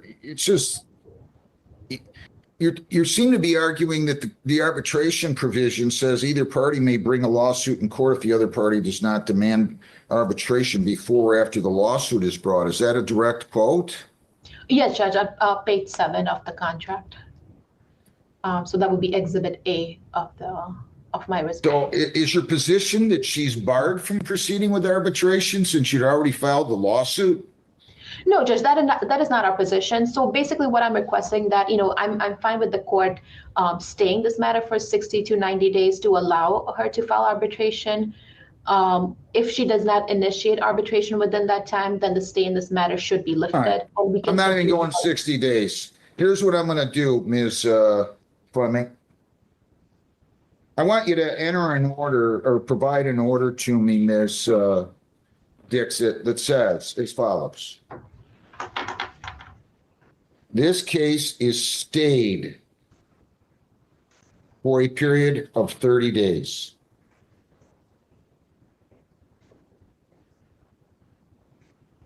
If defendant provides proof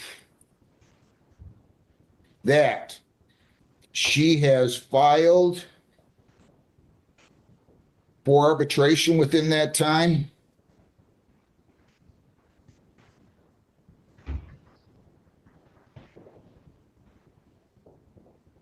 this case will be dismissed without prejudice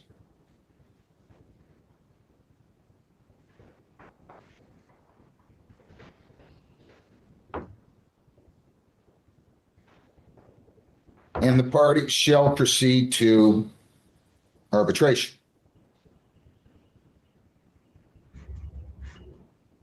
If defendant fails to if defendant fails to provide proof She has filed for arbitration within 30 days.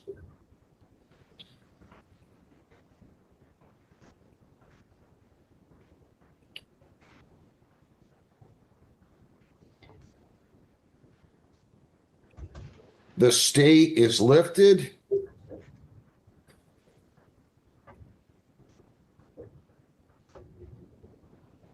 And the case shall proceed, and the case shall remain in the 33rd District Court. Do you understand that, ma'am? Yes, Your Honor. So I have 30 days to basically File for arbitration. You're gonna have to Yes. follow the rules. You probably should talk to a lawyer if you, and I'd like an order to that effect, Ms. Dixit. Did you write down everything I said? I did, Judge. So you submitted an order to me today. If you file for arbitration, I'm staying this case altogether for 30 days. I'm giving you a break on the lack of notice. You can't serve documents one day before the hearing, and that's what you did. Okay, so that's it. That is it. You prepare the order, you file for arbitration, you guys are done. If you don't file for arbitration, and by the way, I want you to give me a status review date, Jennifer. We're gonna set this for a status conference 5 weeks from now. Okay. Let's go with December 17th, or no. I apologize, it's not December 17th, December 15th at 8:30. At 8:30. Okay, ma'am? Do you understand that, Ms. Fleming? I believe so. Well, I want to make sure you have to file for arbitration within 30 days. Yes. I'm staying this case until you do. Once you do, you should provide us with proof. If you don't, I'm going to lift the stay of the proceedings, and I'm not going to allow you to go to arbitration. We're going to proceed here in the 33rd District Court. You understand that? Yes. Okay. And quick question, Your Honor. When you say proof of arbitration, am I just sending the copy, or are they going to give me You're something? gonna have to, you need to talk to a lawyer. I didn't read enough on this. Because nobody gave it to me until this morning. So Okay, you're 'cause gonna I have to did talk to a lawyer, but you have to follow the provisions to make sure that the case proceeds to arbitration appropriately. Okay, because I did make copies of the documents that they sent over to me about arbitration in my motion. So there should be When attachments. did you file your motion? When I filed the motion on the 28th, because I really just found out about it when I read over the documents that they sent me a few times. That's when I found about the arbitration. So that's why the motion was filed late. But I did send copies of what I found to you guys as well. So it should be all in there. But I would do what you recommend. You're gonna have to follow the provisions to make sure that arbitration is filed, your request for arbitration is filed appropriately within 30 days, okay? Yes, thank you, Your Honor. Thank you very much. And Judge, just to clarify, I will remove the November 17th motion off the docket. We're just not so gonna have everyone's that aware. because I'm ordering a stay of the proceedings for a period of 30 days. Okay, thank you, Your Honor. Thank you. Okay, what else do I have that's ready here? I've got, in front of me, I got Zeal versus Curtis Shops. I got MPLI versus Clark. I've got Midland versus Del Corral. I've got. Them are all 10 o'clock, Your Honor. I don't know if you have them. 9:30. Okay. I don't know if they're ready, but. American Express versus Johnson. I don't American have Ex- either party on that. I've only got plaintiff on LVNV versus Hernandez, but it's 9:29. Hernandez At the is on moment. burn, you know. LVNV versus Antonio Hernandez, 2503623. Right there, both.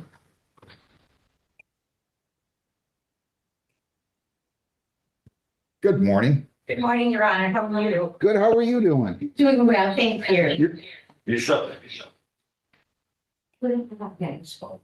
Your name, sir? Wait a minute. Señor, dígame su nombre. Antonio Elise Rodriguez Navas. And your name? Evelyn Bigelow, certified court interpreter, Your Honor. All right, I'm going to ask you to raise your right hand, Ms. Villabruel. You solemnly swear or affirm that you will make a true and accurate translation between the court and the parties. Yes, I do, Your Honor. All right, could I have plaintiff's counsel's appearance, please?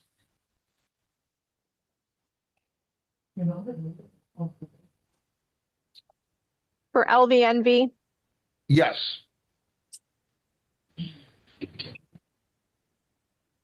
LVNV funding, I need your appearance.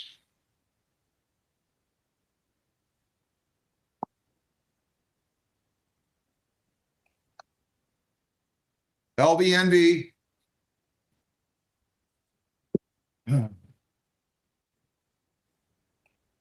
your name changed so we know who you are. I don't know. Am I misunderstanding, Jennifer? Were they out there before or did I? Well, I follow- messaged to see what they were here on and they gave me this case information. So I haven't physically spoken with them. Is that LVNV the lending there you've got? Yes, yes, that's who I messaged and they said they were here on this case.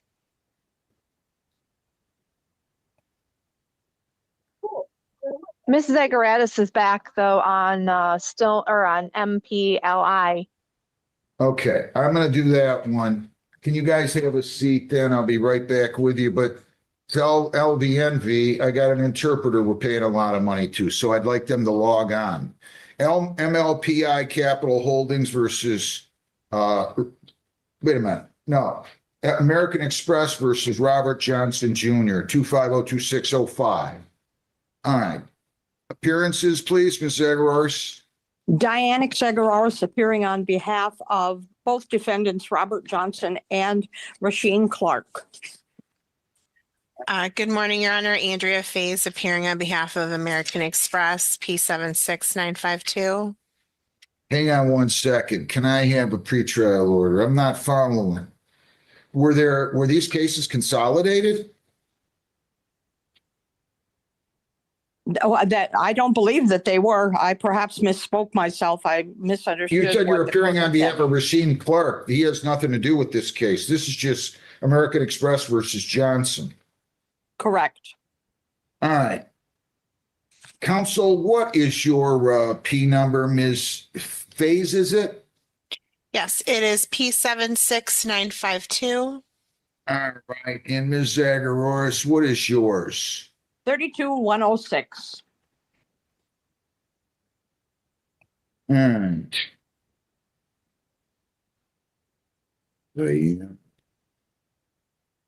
Okay.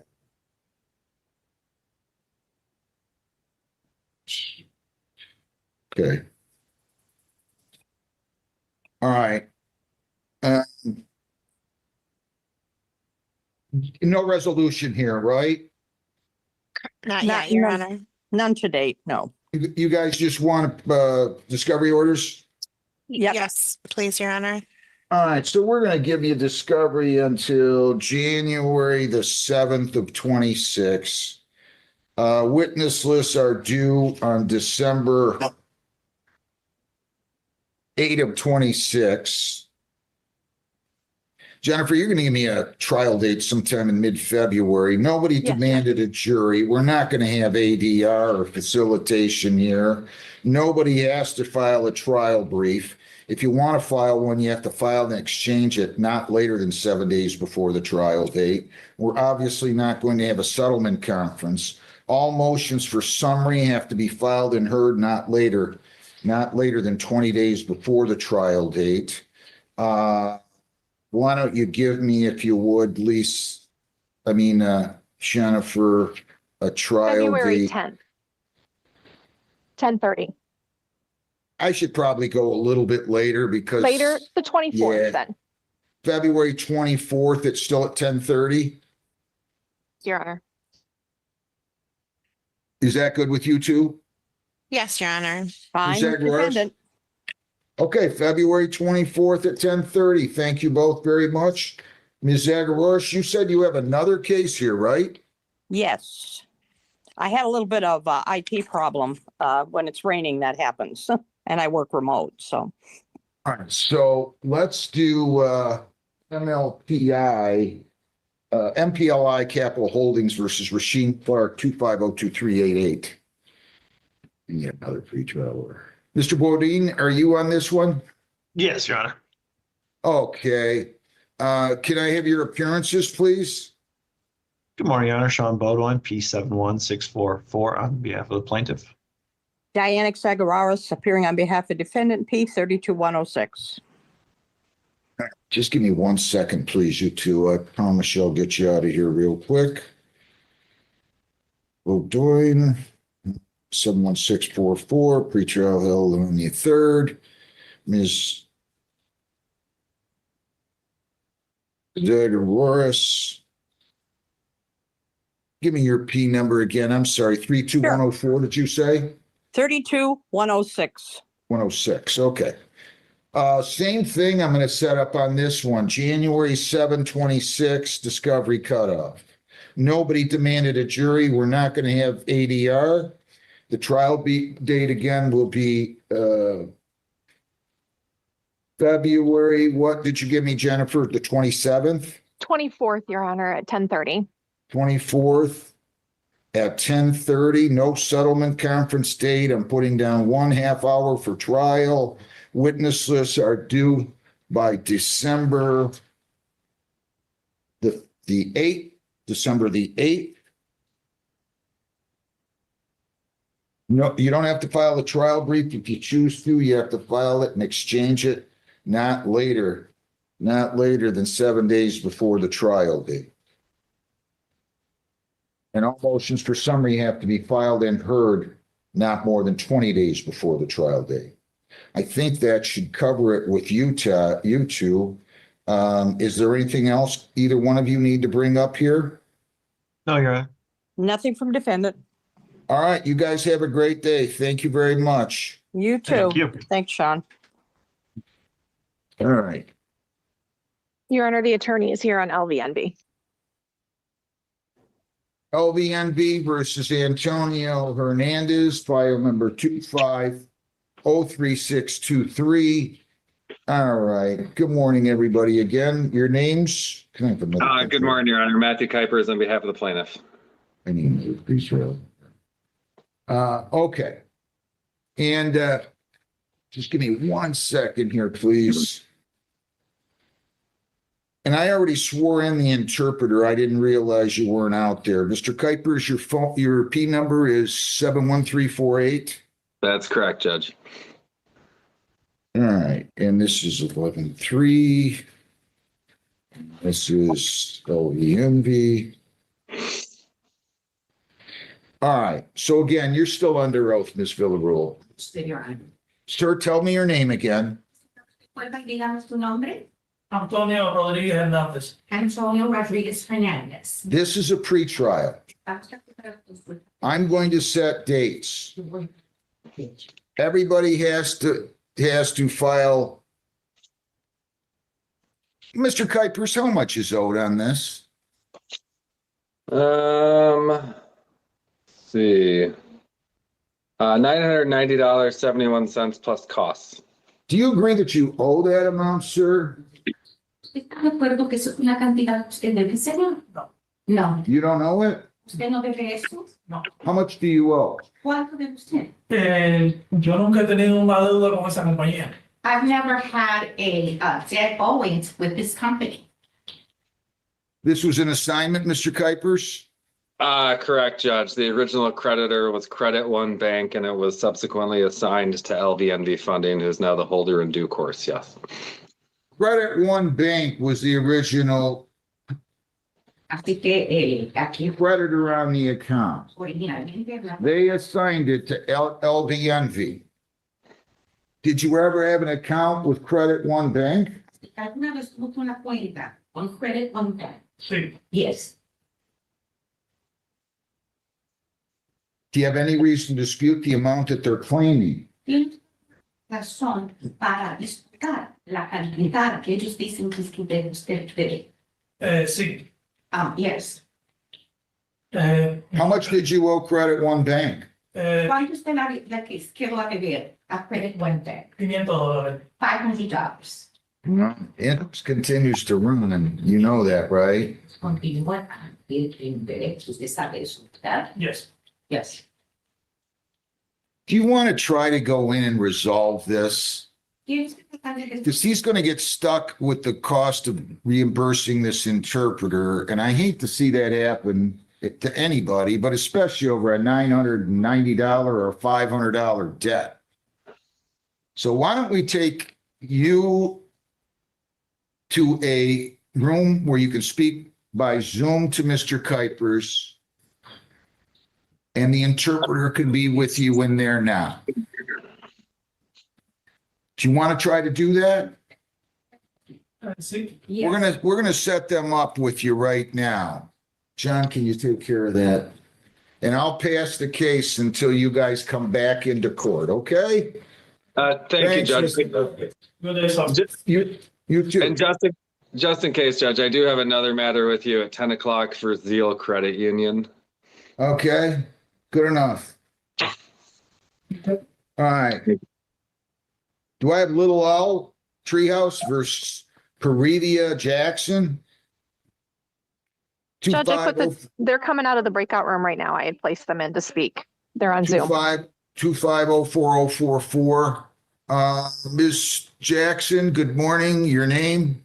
Good morning, Parithia Jackson. And Little Owl, who do I have for you guys? Hi, I'm Yes. Rose.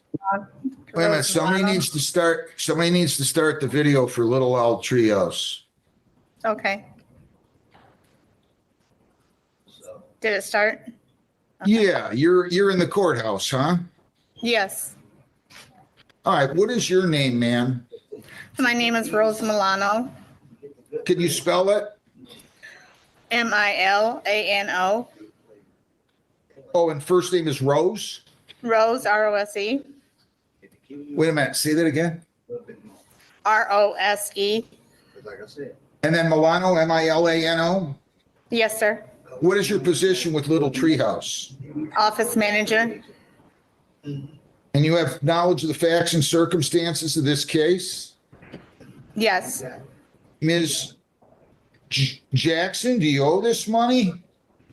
No, I don't owe 600. I do owe 200. Are you in the courthouse right now, ma'am? I am not. I'm at a doctor's appointment with my son. I'm at an ABA appointment with my son. I could not cancel today. Did we tell them that they had to be here in person, Jen, or not? Judge, it was scheduled in person. I saw Little Owl was on Zoom. I did not realize she was in the building. So when Miss Jackson called, we told her she could Zoom in because Little Owl was on Zoom. I did not know she was in the building. You got to show up in person. We didn't tell you didn't have to show up in person on this, did we? It's a small claims action. I didn't realize that. I've been in court all year and I've been doing it all by Zoom. So I did not realize that this wasn't a Zoom appointment, and I will admit that. Everybody else fell in. There you go. Ms. Milano. Yes. Before we go on, do you want to tell me, because I might adjourn this.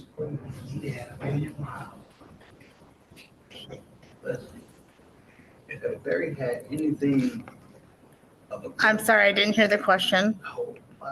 One yet, all right. By proceeding in the small claims division, both of you are giving up certain rights. You're giving up the right to appeal my decision. You're giving up the right to hire a lawyer. You're giving up the right to demand a jury trial. And to the extent that you may be entitled to it, plaintiff, you're giving up the right to seek in excess of $7,000. Now, you don't have to give up those rights. If you want to preserve any one or more of those rights, though, just tell me. Remove the case to the general civil division. I will still be the presiding judge. I will be the one who will make the decision, but the procedure will become much more formal. However, you could hire a lawyer, you could demand a trial by jury, and if you don't like my decision, you can appeal it. Do you understand that, Ms. Milano? Yes, I do, sir. Do you understand that, Ms. Jackson? Ms. Jackson? Yes, I do. Who are you talking to?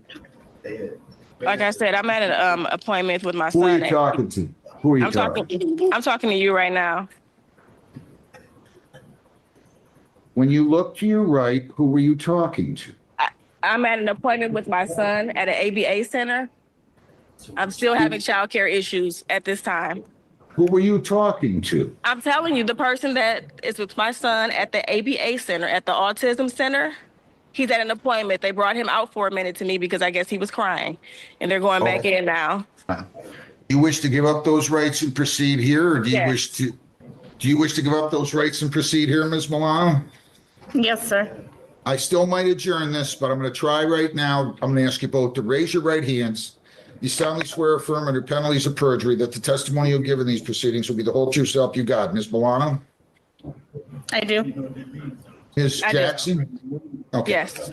All right. Why don't you tell me how you come out to 600? I have an invoice too, and actually, the boss, the owner of the thing had agreed to $430, and we had given her several chances to come in and pay that.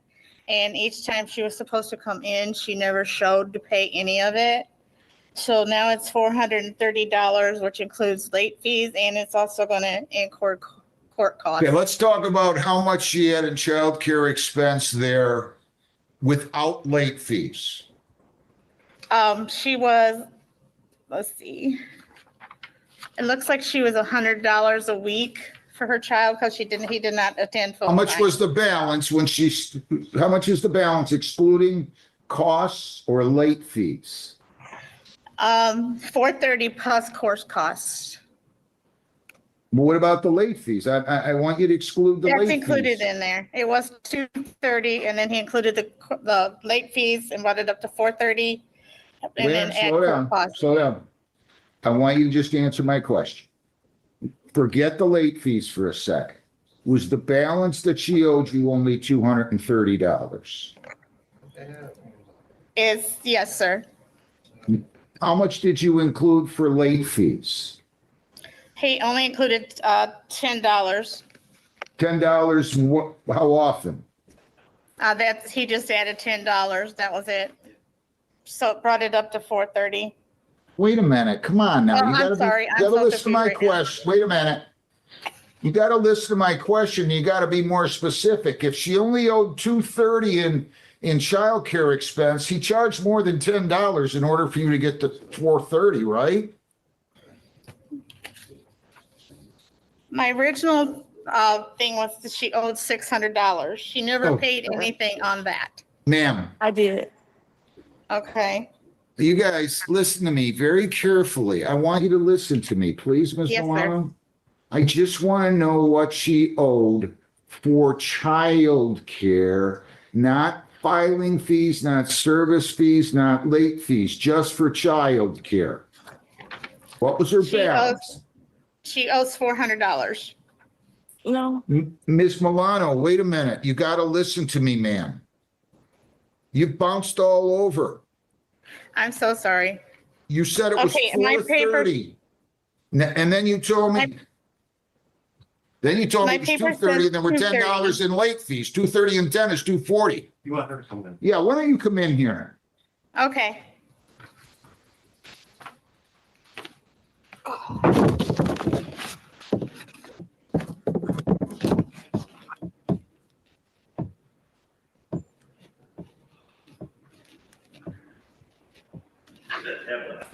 Pardon? Where's the tablet? Oh, Give me the tablet. underneath. There you go.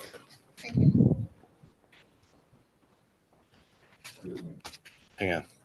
Okay. Who's that good looking guy walking down the hallway?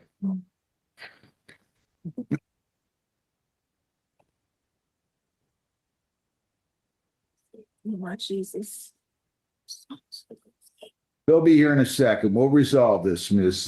Jackson, okay? Just bear with me. Well, thanks for bearing with me. My son is like having a fit.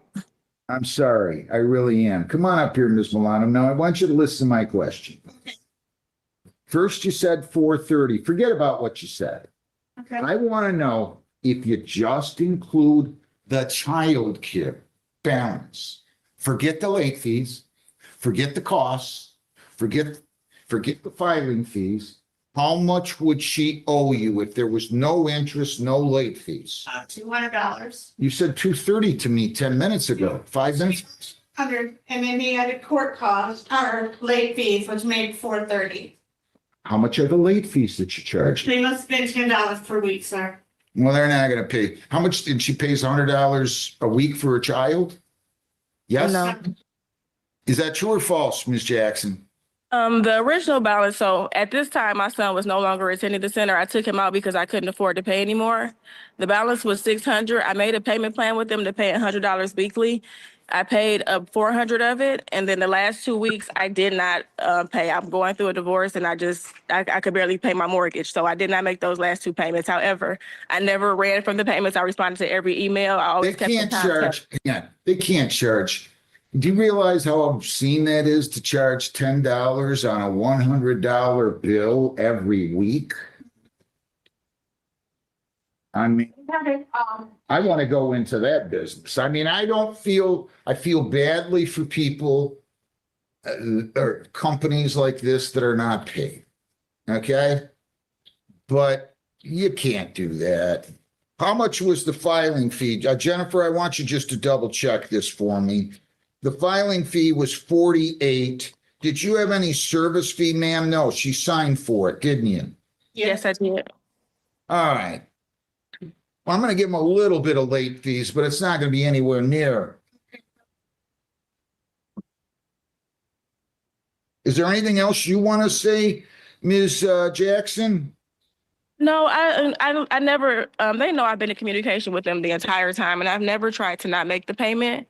It was just my I financial issues. understand. I understand. I understand that, Your Honor, she did say I just don't have it, and I did give her a couple of times to, she agreed to bring in $200 on August 1st, and she did not at that time. Let me ask you a question. Yes, How long was the bill outstanding for $200 the bill that I have in front of me was actually from November. of last year? Yes, sir.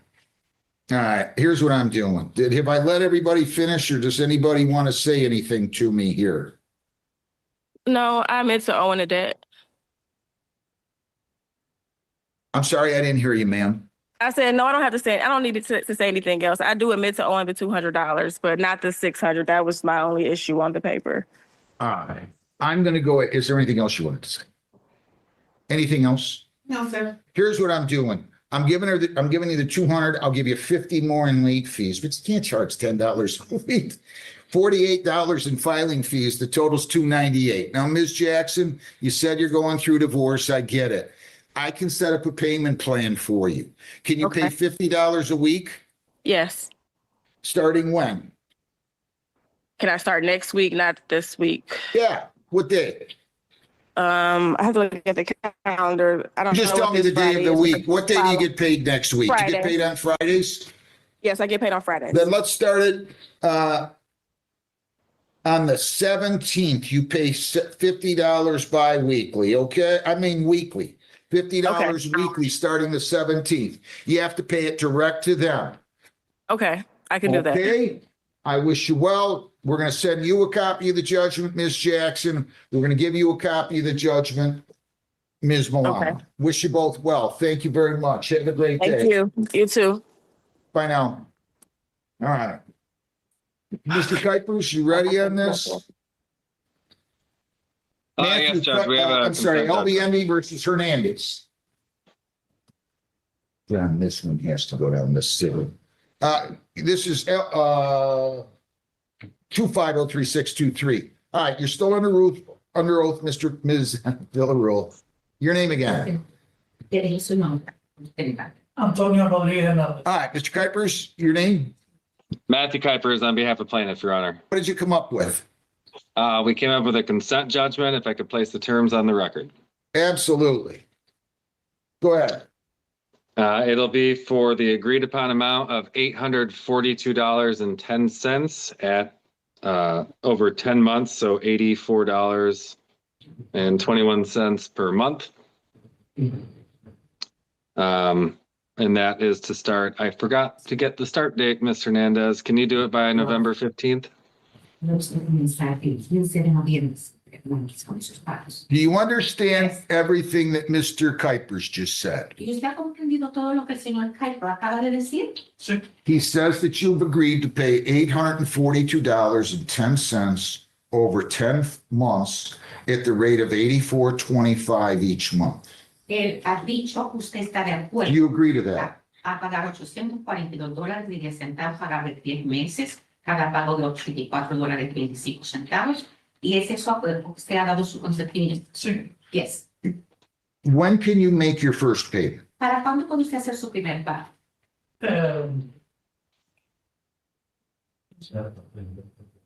El 15 todavía.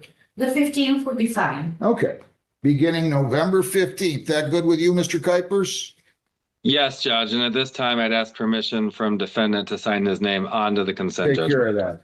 Does he have your permission to sign your name to this proposed consent judgment, which we'll call for a judgment against you of $842.10, monthly payments beginning the 15th of November at the rate of $84.21 each month? Sí, señor. Tiene el abogado su permiso para firmar este consentimiento, este acuerdo de consentimiento que se ha propuesto, donde usted va a pagar $842.10 pagable al 84.21 entre 10 meses, comenzando el 15 de noviembre. Darse permiso de firma. Sí. He has your permission to sign your name to that proposed judgment? Él tiene su permiso de poner su nombre en este pago. Sí. Yes. And you agree to everything else that I've stated here? ¿Y usted está de acuerdo con todo lo otro que se ha dicho aquí? Sí. Yes. Any questions? ¿Alguna pregunta que usted tenga? I'm not going to charge interpreter fees here. We're going to have to eat these, Jennifer. All right, that's what I'm doing, Mr. Kuipers. Good luck. Please send me that judgment today, sir. We'll send it in, Your Honor. Thank you. Thank you, and have a good day. Yep, I do have one other matter, Judge. It's the Zeal Credit Union, and Yes, I will call that case. Thanks a lot, Ms. Miller. Thank you, sir. Have a good day. Let's see here. This is one more. it's set for 10 o'clock, Your Honor. It's motion for entry of a judgment against the Garnishe defendant. No, and you probably didn't serve them right either. I hate to do these. You guys make me be the bad guy all the time because you don't follow the rules. Okay, right? You didn't serve the corporation right, did you? Zeal Credit Union versus Christian Zidzanicki and versus Garnishe defendant Curtis Shops LLC 2303193. Your name? Good morning, Your Honor. Matthew Kuipers on behalf of the plaintiff. How was the corporation served, counsel?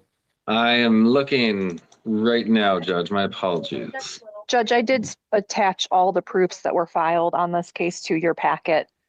And they didn't serve them right, did they? Looks like they did. Notice. I'm gonna just pull out the rule to read it to you. I've never seen a rule so disregarded in my life than services of garnishments on Garnishe defendants. They're a corporation, right? Yep.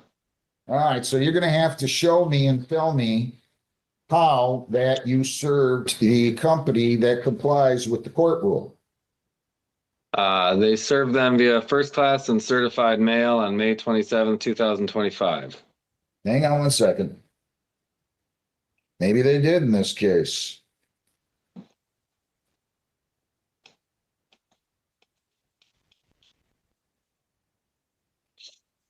All right, so you're saying they served, who did they serve? It has to be a copy of the summons and complaint on a director, trustee, or person in charge of the office or business establishment, and a copy of the complaint by registered mail. So how did they serve them? Did they send a copy by registered mail to the corporation, addressed to the principal office? First class and certified registered mail to H.R. Curtis Shops LLC. There's a signature of a recipient on May 27th, 2025. Who's the recipient? H.R. Curtis Shops LLC, the Garnishe. Yeah, I know, but who? I can't. Let's see if I can read their name. I don't know. Am I the only one, Judge, that talks about this rule? It's abused. I mean, you can't just serve it like I don't understand why lawyers are not reading this rule, and I'm not getting on you because you can join the rest of them. I'm serious. That is not proper service. You have to serve either the director, trustee, or person in charge of the office, and send a copy by registered mail addressed to the principal office of the corporation. So unless you can tell me, Judge, we serve the resident agent or an officer, or we serve the director, trustee, or person in charge of the office or business establishment, and you don't know that because you don't know who signed it, Right. I can't give you a judgment. I guess if you could give us an adjournment, we can file. I'll adjourn it. This Okay. is what happens with these. I'm ready to teach a seminar to you guys. You know that? You think I'm kidding? I mean, this is frustrating. Nobody ever does this right. Adjourn, how long do you want? Well, I'm not going to be here next week, so we're going to adjourn it 2 weeks to November 17th, right, Jen? We can do that. Yes, At 8:30? sure. I'll just make a note. Service does not appear appropriate under 2.10 to 5. Okay, so I'll adjourn that.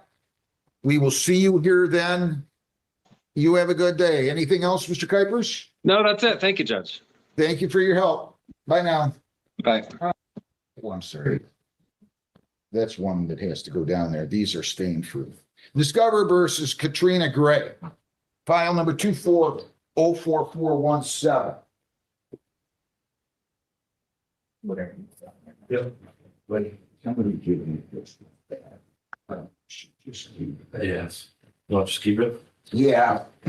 Jennifer, I'm going to keep the proposed judgment on that Zio. Can you just write November 17th on that for me? Okay, Judge.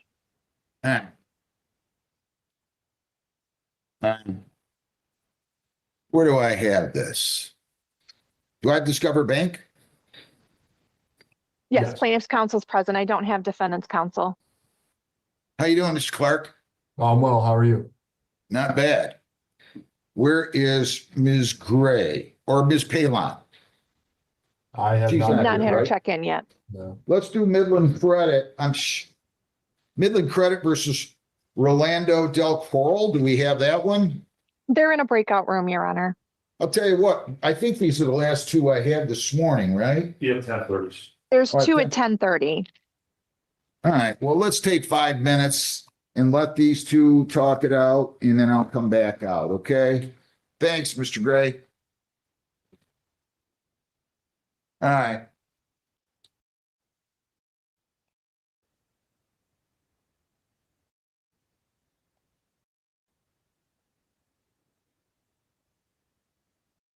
$5, $117.30 in court costs. Total judgment amount $2,299.35. Subsequently, Mr. Del Corral filed a motion to set aside the default judgment. We've talked in a breakout room and we've resolved this in this respect. We could set aside the default judgment and enter into a consent judgment for the exact same amount with an installment payment plan of $100 per month commencing December 15th. Thereafter, on the 15th of each month, $100 will be due until the judgment is satisfied. Upon satisfaction, we'll file a satisfaction of judgment, and obviously there will be no periodic garnishments during this period of time. So that would require the mechanics of either replacing the default judgment with a consent judgment, Right. or alternatively, if we just want to enter an order for installment payments. Now, let's just do that. Mr. Del Coral, I Okay. hope I'm pronouncing that correctly. He tells me you're agreeing that the two of you have agreed to set aside the default judgment. The default judgment was for $2,299.35. He would file an order setting aside the default judgment. He would provide me with a separate proposed consent judgment that calls for a judgment in favor of the plaintiff and against yourself, the amount of $2,299.35. And that would call for you to make payments at the rate of 100 per month, beginning December 15th. And so long as you do that, he cannot garnish your wages. He could garnish bank accounts and tax returns, but I want you to understand that he will not be garnishing wages if that paperwork is submitted. Do you understand that? Yes, Your Honor. Do you agree to those terms, the setting aside of the default judgment, entering of a consent judgment with you to pay 100 per month beginning the 15th of December and the 15th of every month thereafter? Yes, Your Honor. Does he have your permission to sign your name to that proposed consent judgment? Yes, Your Honor. Anybody, do you have any questions for me? No, Your Honor. All right, I think that's all set. Mr. Hill, you can submit those. Can you get those to me today, sir? I'll try, Your Honor. I'm covering this from Midland. I'm working remotely from home. I'll email him and get him and say expedite it. So we're going to sign his names. So we're actually, do you need a separate order setting aside the DJ, or can we just do the consent judgment? You need to do an order setting aside the default judgment too. All right. So we'll submit an order setting aside default judgment, and then a separate consent judgment. We have Mr. Del Corral's permission to sign his name, and we'll get that to you ASAP. Okay. Thank you very much. Have a good day, sir. Good luck to you. Thank you. Thanks Thank a you, lot, Mr. Corral. Del Corral. Discover Bank versus Katrina Gray, 254-04417. Good morning, everybody. Do I have a pretrial order down there, Jennifer? I mean, Lisa, somewhere. You know what? I got one right here. That's all right. Okay, appearances, please. Good morning, Your Honor. Dylan Clark, P88474, here on behalf of plaintiff. And good morning, Your Honor. Jennifer Palin, P0284, on behalf of defendant. All right, just give me 1 second, please. All right. 88474. What's your P number again, Ms. Palin? 80284. Geez, I cringe every time I ask for those. At any rate, did you? If it helps, I went to law school later in life. Not as early as I went or whatever. I'm just telling you. Okay. No resolution here, right? You got much estates? Or is there a resolution? We're slated for a motion for summary today, Your Honor. Oh. Yeah. I see. Well, you didn't file a response, did you? No, we're going to accept judgment today. Okay. I'm sorry. Yes. All right. Anything else that anybody wants to say? I suppose we can just rely on our brief, but the order that we submitted with our motion packet is incorrect. It's supposed to pray for interest as well, so I can submit a new order to the court reflecting that. All right, plaintiff's motion for summary disposition is granted. The court finds there's no genuine issue as to any material fact. Clearly, there's a breach of contract here. It's based on a written instrument, so the judgment amount will be 2,846.13 plus. What else do you have there, counsel? 2,846.13. Your filing fee was $75. Your service, you had at least one motion fee of $20. How much was your service fee? 108.20. It's 108.20. So is that all, or did you have any other motion? You probably had another. With the motion for summary fee of $20, it comes out to $223.20. $223.20 plus the 2,846.13, right? Yes. So what does that make it? 3,069.13? 33. Your Honor. 33? Oh yeah, there's a 20 there. Okay, submit your order for summary. Anything else? Nothing further, Your Honor. Nothing here. Thank you, Your Honor. Have a good day, you guys. Thank you very much. Thank you. Take care. Yep. Have a good day, All Jennifer. right. You too. Okay, LBMV versus Ossenmacher. 2-5-02703. Judge, I've got a Motorola that I don't know who it is. I'm going to bring them in, but I don't have plaintiff's attorney on this one yet. All right. Motorola, can you identify yourself? What's your name, ma'am? I can't hear you. You have to unmute.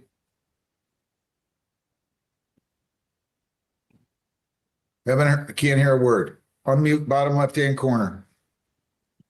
Can you hear me now? Yes. Okay, Vicky Assenmacher. Okay, from now on, when you log in, you have to have your name on there, okay? Do I have Mr. Johnson here or is somebody else here? Judge, I don't have plaintiff's counsel. It was, they're set for 10:30. It's just 10:30, so I would say probably a minute or so. I see. All right, let me go on to the next one. Stay right there, ma'am. Do I have Midland Credit and Andre Johnson, 2503277? Yes, Your Honor. William Hill on behalf of plaintiff. Okay. Do I have Andre Johnson here? This was scheduled for 10:30. He is, Your Honor. All right, Mr. Johnson, your name? Andre Johnson. Counsel, this is your motion for summary disposition. Yes, Your Honor. This is a motion for summary disposition based on 2.116C10. There's no genuine issue of material fact. This was a credit card, a defaulted credit card that was issued by Citibank back in November 26th of 2021.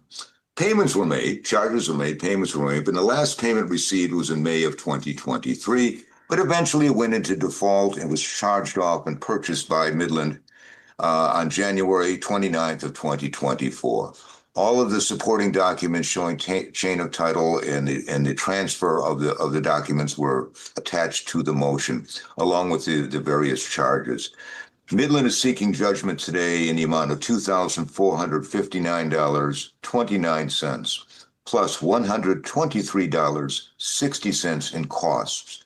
Total judgment $2,582.89. A proposed judgment should have been submitted with the motion. Sir, you did not file a response. I can safely assume that you agree that you owe that amount? No, I did not owe that amount, and I didn't know. Okay, you got to keep your voice up. You're supposed to file a response if you disagree, but I'll listen to what you have to say. Yeah, I didn't. I disagree because I didn't know. Honestly, I don't know the court system, and this is the first time me been. Nice and loud for me, sir. Nice and loud. You're not, get close to the device. Can you hear me now? Yeah, that's a lot better. Okay. So I didn't know I was supposed to write into a response because it was all supposed to be subpoenaed. I don't recall owing $2,500 or anything of that nature. I never got that card for that much amount. And the payments that I did make on it, I was making payments. What do you think you owe? And then I closed the card. What do you think you owe? So as soon as I closed the card, there was no other processes that they gave me to continue to pay off the process. But I honestly cannot afford. I'm not denying that I had a city card, but I'm denying the fact that 2,000 and however much do amount, you think that that dollar you amount owe? that he just said is incorrect completely, especially if I was making payments on it. Stop. How much do you think that you owe? Honestly, I can't tell you how much I would still owe because it was in 2001. That was right after COVID. I couldn't tell you, but I know I took out a city credit card. But I could tell you what I could probably come to an agreement with city, but other than that, I can't afford $2,000+ Well, the question isn't whether you can afford it. The question is whether or not you owe it. They filed documentation. You were obligated to file. You were obligated to file documentation, affidavits, pleading something that tells me you didn't owe that, and you didn't file anything. And I have no choice but to grant their motion for summary disposition. I'll be happy to set up an installment payment plan for you, sir. But I'm going to have to enter that judgment for $2582.89. If you tell me how much you can afford to pay weekly or bi-weekly, and everybody agrees on it, or if they don't, I'll rule on it, then that's the amount that you can pay, and they can't garnish wages so long as you pay that amount on whatever interim basis that is. Do you understand that? I understand that, but when was I supposed to get the notice of them filing that, because the first notice I got was the filing of disposition. They never asked me for a summary. Okay. Tell me where you work and how much you owe. Rather. How much you make? I work for the union, 687. And I would say I probably owe $1,000, if that. How much do you make, sir? I only make $1,000 a week.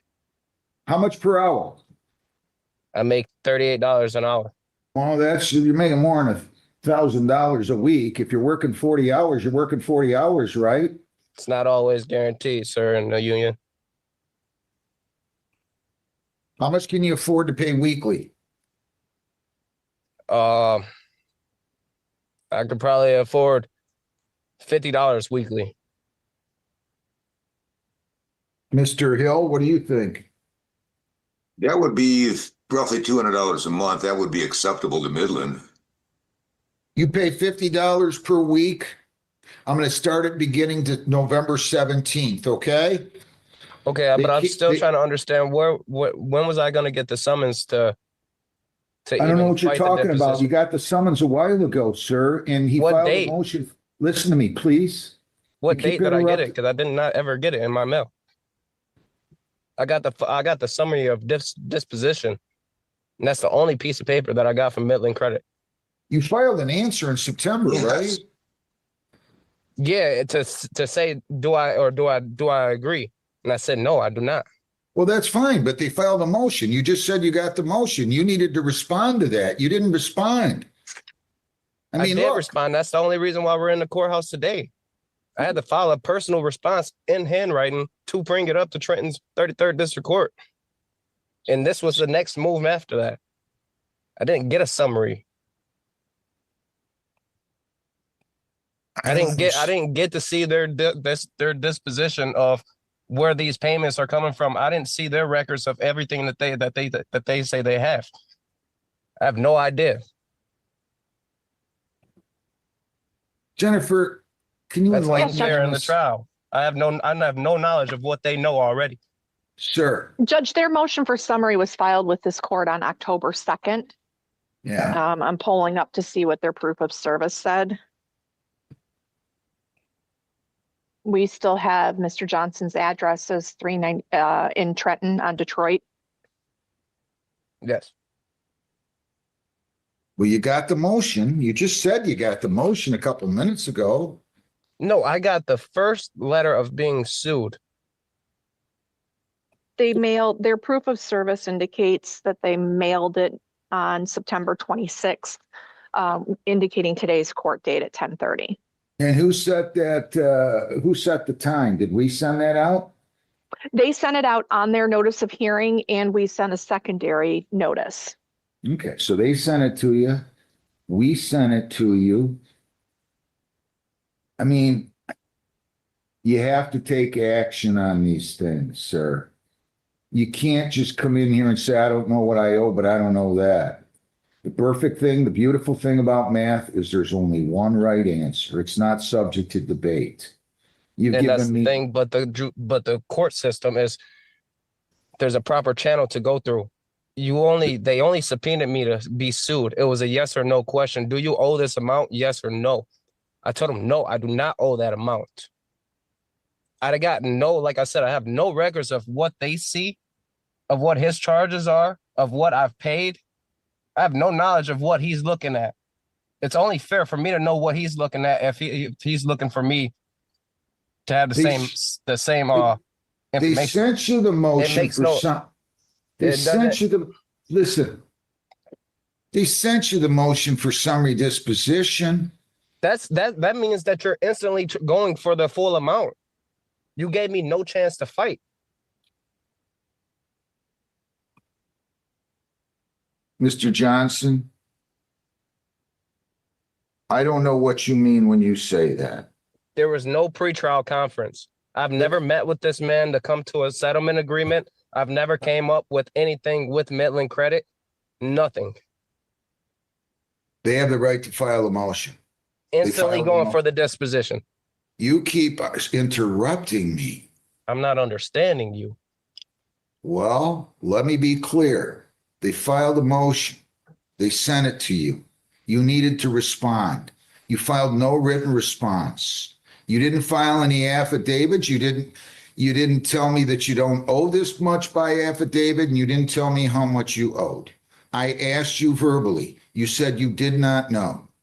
I don't know how somebody can not know and then have me take them seriously. It's math. It's something that's easily discernible. You didn't take the time to figure it out. It's an account from You keep 2001. interrupting me. Listen, this conversation right now is over.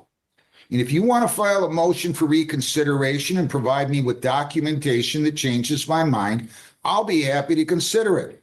But you can't just come in here and argue with me and provide no proof. Mr. Hill, send me your judgment. I want the proof from them. I've heard enough. Thank you. That's Thank you very unfair. I much. want Good luck. to Mute him, will you please? I'm not going to listen to this nonsense. Your Honor, for clarification, I believe a proposed judgment was attached to the motion. You should have one. I don't see it. I do not see it. I mean. Then we'll resend it then, Your Honor, if you don't have it. Thank you. Thanks. Okay, what else do we have here? Do we have LVNV versus Ossenmacher ready to go? Judge, I'm going to ask him to come out of the breakout room. Thank you. Or do we have one main financial? Judge Essenbacher is our last one. Okay. LVNV versus Ossenmacher. 2502703. I mean, if they want more time, I'll get off the bench here. I'll be glad to give them a few minutes if they need more time. Yeah, they're in the breakout room still. Well, just give them a couple minutes. If you, Ms. Ossenmacher and Mr. Johnson, I think it is. If you guys Miss need more, Ossenbacher is coming back now. She just came back in the courtroom. yeah, I'm here.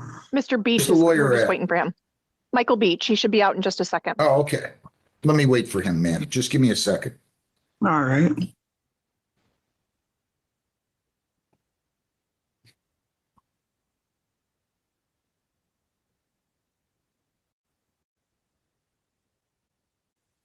Go ahead with this one at this point. Yeah.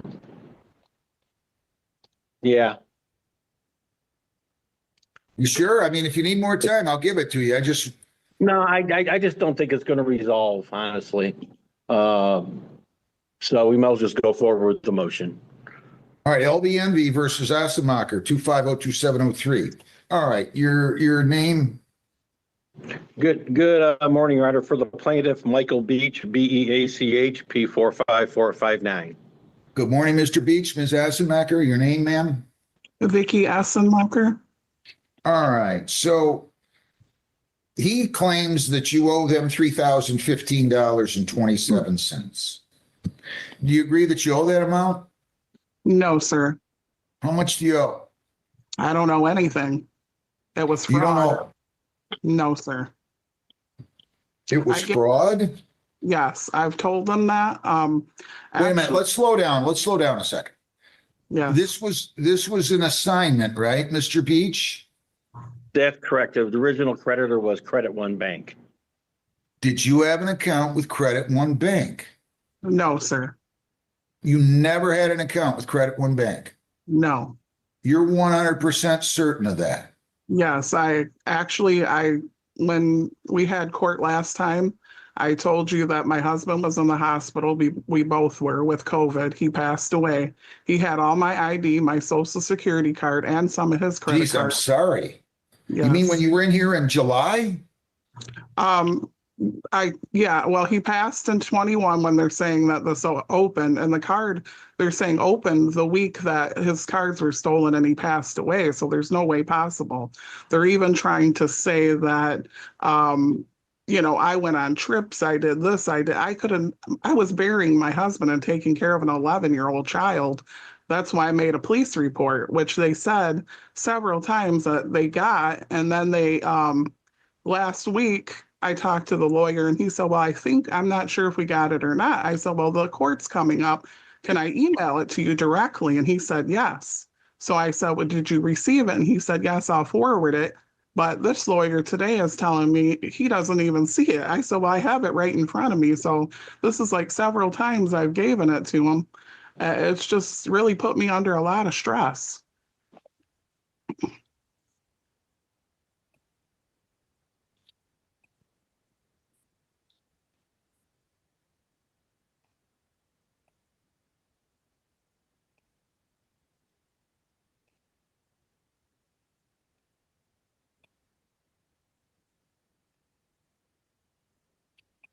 Did you?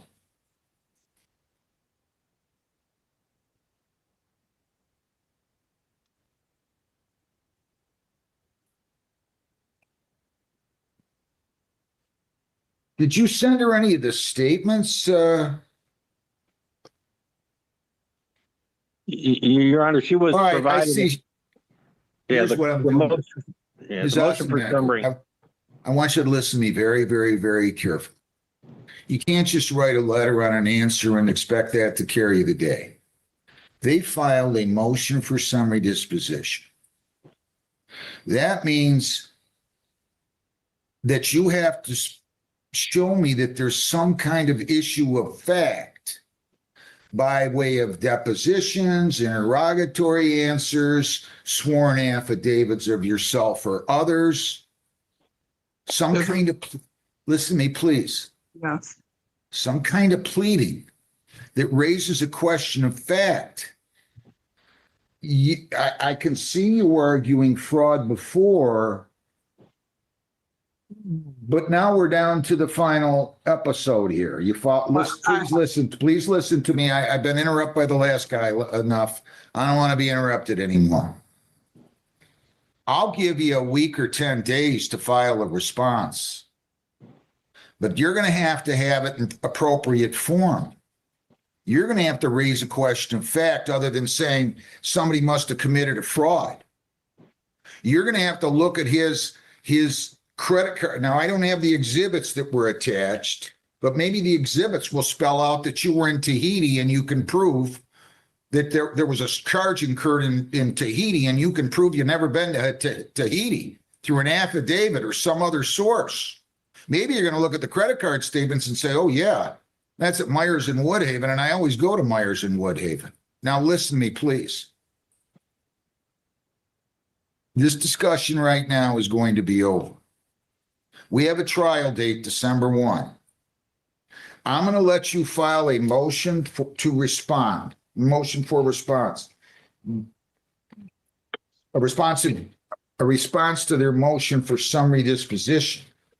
But we're going to have to hear this on November 17th. Okay? So defendant to file response to plaintiff's motion for summary disposition by November 13th at noon. We're going to have this hearing November 17th. At what time, Jen? 10 o'clock. At 10 a.m. So do you understand what I'm trying to tell you? You can't just come in here with bare denials and say, I don't know it. Now, I see at least, ma'am. I gave the police report several times. Okay, well, anybody can file a police report. And I'm not saying, ma'am. What do you exactly mean? I can get hospital records. Ma'am, whatever you think you can get. Okay. But you should file an affidavit saying, these are not my charges. I never opened this card, or I did open this card, and these are not my charges, and here's why. Okay. And here are the police reports I filed. Okay. And I'm going to attach all those. You have to have documentary evidence. So you do that, but you only got 10 days to do it because I'm not going to adjourn this trial from December 1. Unless, I'll tell you what, I don't mind adjourning it. Jennifer, can we do the 15th and I can give her more time? For the trial? Yeah. Yeah, December 15th is fine. Trial will be December 15th at what time? 10:30. At 10:30. The motion will be heard. Okay, so let's give her what? We'll have the motion on the 1st or the 8th? The 1st. Motion will be heard the first. Okay? And we can do 10 o'clock for that. And we'll do that at 10 o'clock. And the response to the motion, so I'm doing this to give you more time to file your response, due by November 24th. Okay? And these documents I bring to the court? But you can't just hand us documents. So you got to file a response. And how do I do that, sir? Oh, ma'am, I can't. I don't. I can't, ma'am. Yeah. I mean, you do the best you can, but you're going to have to rely on documentation, not just mere denials. I didn't do this. I didn't do this. I didn't spend there. I need an affidavit, which is a sworn statement signed by you in the presence of a notary. So somebody at a bank. We have other notaries here too, right, Jen? Yeah, I did that once and sent them that fraud packet. Wait a minute. Wait. Do it wherever you want. Jennifer, we have a notary here. Somebody's Amy, right? I believe Amy is a notary. She's the only one in the building. We need to get one more. But at any rate, you take it to a bank. Show them your license. Sign it in front of them. That would be an affidavit because then they'll notarize it. That's the kind of information I need. Plus police reports. Plus you telling me in a response why you don't owe the debt. All right. Okay. And I'm going to give you some extra time to do that. Then we're not rushing. Anything else, Mr. Beach? Yeah, I just wanted to remind Ms. Essemacher that anything that she files with the court, we need to receive a copy of it, Judge. Right. You have to send them a copy so that they have it and can respond to that. Okay. Okay, that I have done that and they don't respond. So what do I do in that case? You just let me worry about that. If they choose not to respond, then I'm going to be having the same lecture with them that I just did with you. Okay. All right. But they know better. They don't have to respond to everything. I mean, all right. Okay. Wish you well. Good luck. Mr. Beach, anything else? Nothing further, Your Honor. Thank you. Ms. Essemacher, anything else? No.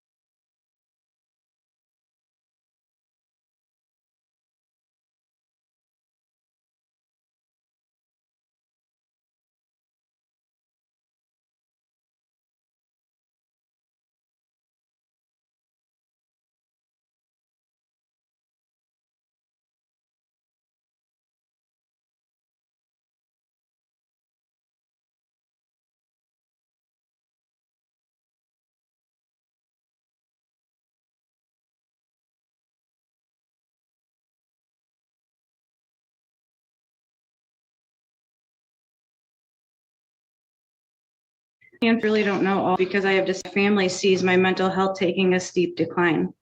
My family also thinks that I do not know how to process anything that happened to me. They are right. My brain keeps scrambling and trying to process things, but the only thing that comes out of it is panic attacks. I constantly think about how I was in fear of not making it out of his house alive one day. Even though I did, it doesn't feel like I did. Ever since that happened, it feels like a part of me was left behind. And the way that this has affected the people around her, I believe my Aunt Patsy has been the person around me that has been affected by this the most. She has tried to help me as much as she possibly could throughout this. She gave me the courage to come forward and even offered to let me stay with her since my dad left for a hunting trip. She was and is constantly worried for me though. She didn't let me go anywhere unaccompanied in fear of something happening. I can tell there is more to it, but I can't quite pinpoint why it triggers her so much. My friends are extremely worried about me. Not only are they worried about me, but also worried about themselves. Once Ethan told me he has ways to get people killed and even has threatened to have my friends killed. He knows where one of them lives because he had been there before.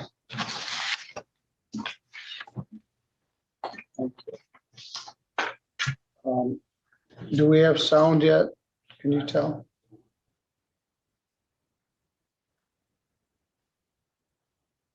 All right. Well, that's a lot, Mr. Bovee. That's about as hard hitting as it gets. Apparently, there's another complainant under similar circumstances that I don't know much about, so I can't really consider that, but I guess it could result in another charge. Mr. Truckee, what would you like me to know? Thank you, Your Honor. Mr. Bovey's 20 years old. He lives with his parents. Parents were away for a vacation or traveling in some sense, and he got a girl to come over. It's a very 20-year-old story so far. Girl came over, they'd kind of rekindled whatever relationship they'd previously had in August of this year. She comes over, and somehow Mr. Bovey's mental condition and his demeanor took a turn toward the negative. I can't say if it's being a younger mind and trying to process how relationships ought to work, because this isn't how they ought to work. Mr. Bovey is consciously aware of that, but clearly things took this huge nosedive. He's pled to his conduct. He acknowledges his domestic assaults that he committed against the complainant. And they spend this period of time together where clearly, Your Honor's read the report, clearly Ms. Holmer did not feel free to leave. We don't need to get into the standard of why this wasn't charged as a felony unlawful imprisonment, but there was this rolling tension for these days. I tend to read into the report that it was an ebb and flow situation. I don't know that it was of the same intensity the entire time, but Mr. Bovey obviously conducted himself poorly, and it's pretty clear that there's something that needs to change for him before this escalates into even more troubling conduct.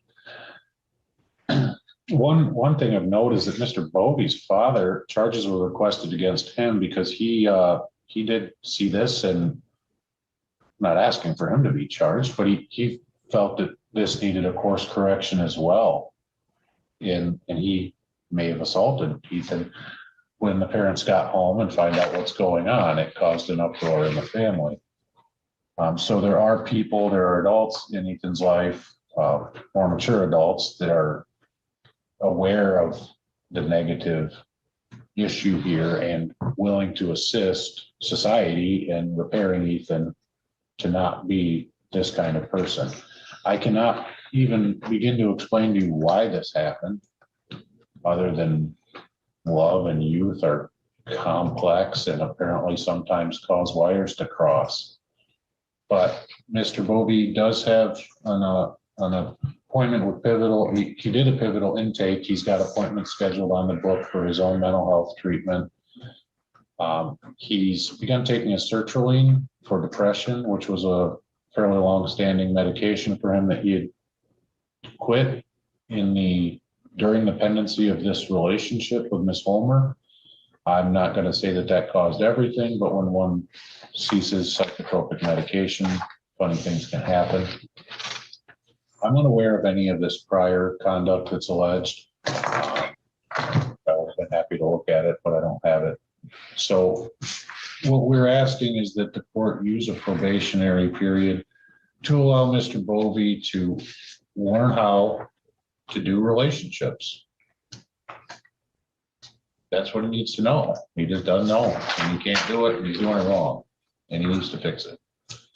So we don't shy away from any of the negatives of this case, but we ask for the court to recognize the age, the rehabilitative efforts that may succeed for Mr. Bovey, and the other sentencing factors. So with that said, we'd ask the court to institute a period of probation. We'd gladly take advantage of any courses or programming offered during that probation. Thank you.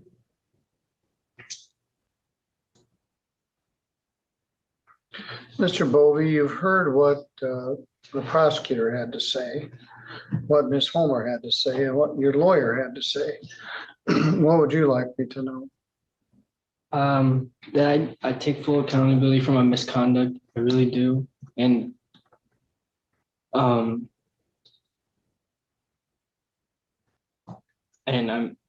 trying to I don't know how to word it. I'm sorry.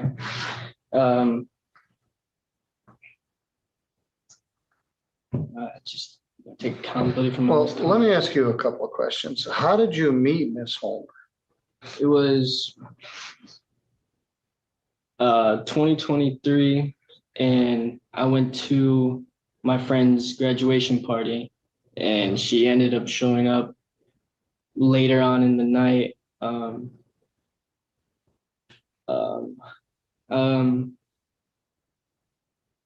And yeah, I just met her at a. All right, so then you may have dated. How did you reconnect? One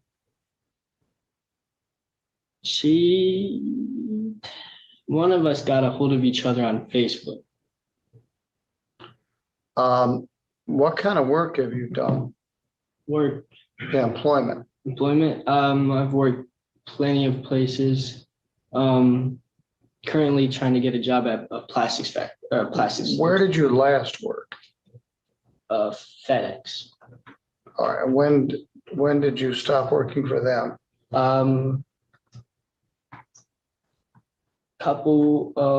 Right during our relationship. All right. How'd you lose your job at FedEx? Not showing up. Well, that'll do it. Yes, sir. Mr. Truckee used this term. Your parents are more mature than you are. You're very immature. You're 20 years old. You're unemployed. You're living in your parents' basement. Somebody, probably your parents, had to put up a surety bond. So they're out several $100s to bond you out of jail. Your dad was so mad. I'm surprised they didn't leave you in there. It must be your mom bonded you out. But this is really scary stuff. Yes, sir. You're 20, I'm 70. Every year in October, they have the candlelight vigil from the domestic assault shelter about people that have lost their lives at an abusive spouse or boyfriend. Occasionally, the victims are male, but the large majority of them are female from bad husbands or bad boyfriends. And they kill themselves after they kill their wife or girlfriend, or they kill their wife and girlfriend and go to prison. Dozens of them in our little county here in St. Joe County.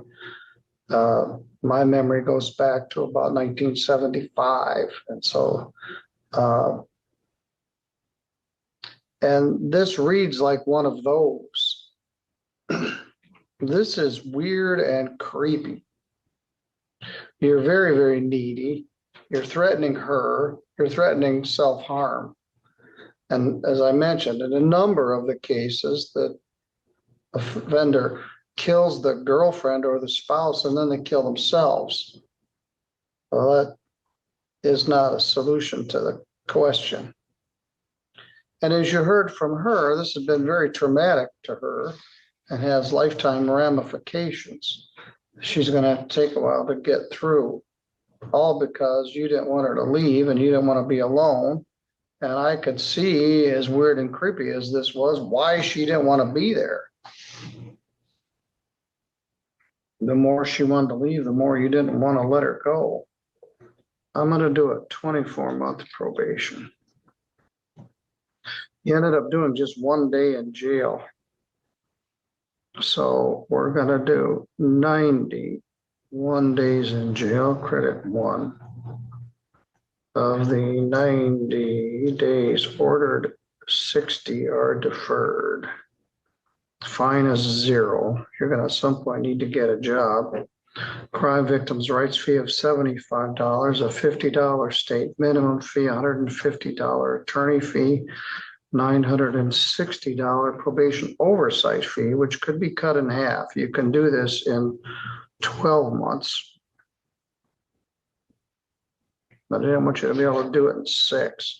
And you had to pay for the class.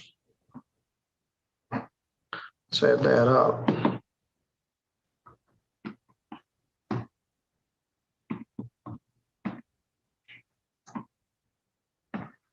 $1,235. The bond is from a surety company, so I don't have any money.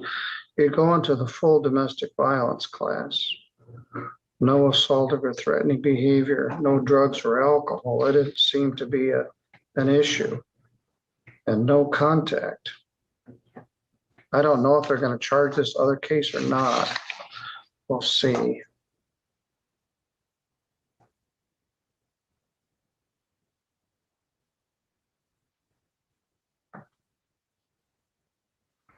And you're to sign a release if you do seek pivotal or other mental health treatment.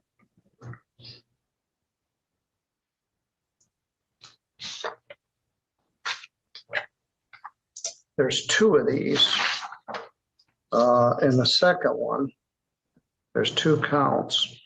I'm just going to a 1-day credit, 1 day concurrent with other count.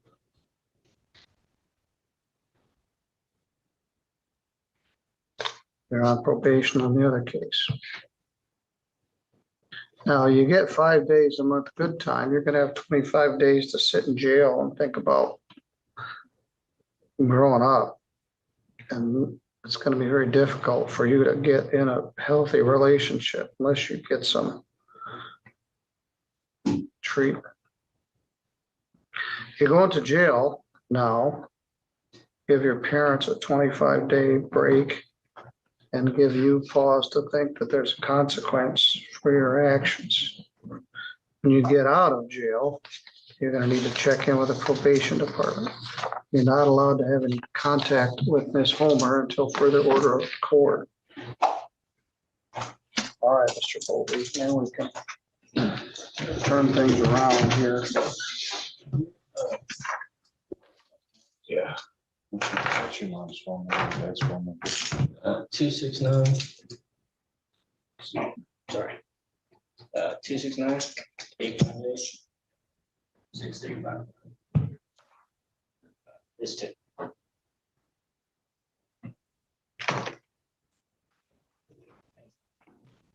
Good luck, sir. Thank you, Mr. Truckee. Thank you.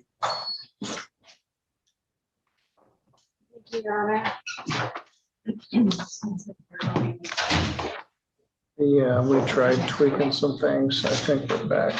Jim, let me know. Ms. Homer, good luck to you. Glad you were here. All right. Hello, Luke. Miss Mathis is here with his mom. Let's go ahead and take care of him as soon as they come back from the other guy in custody.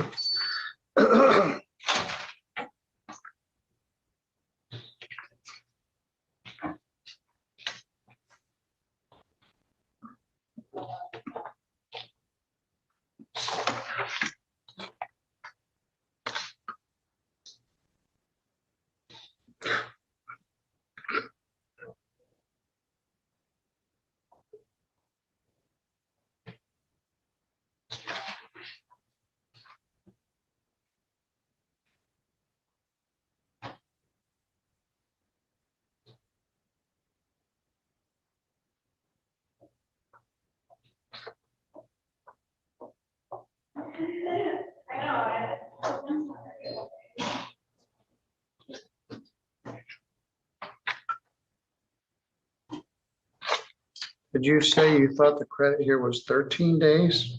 That's what they thought from looking at the jail log, yes. Right.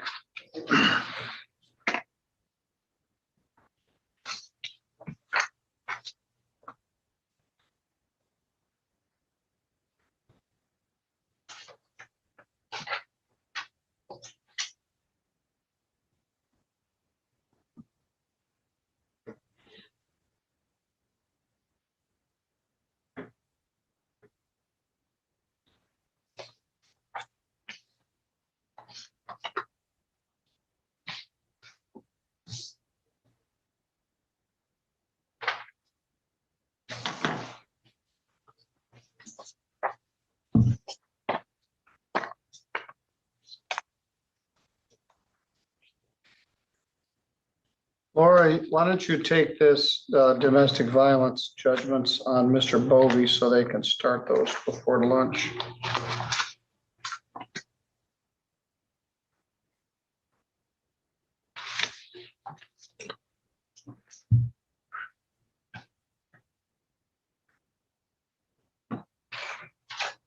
Sorry, what did I do? Why don't you give those to Jenny?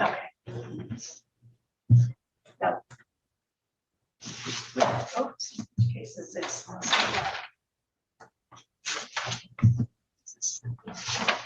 That's, Or did you, Oh. is that a mess up or is that somebody else's? that is somebody else's. Okay.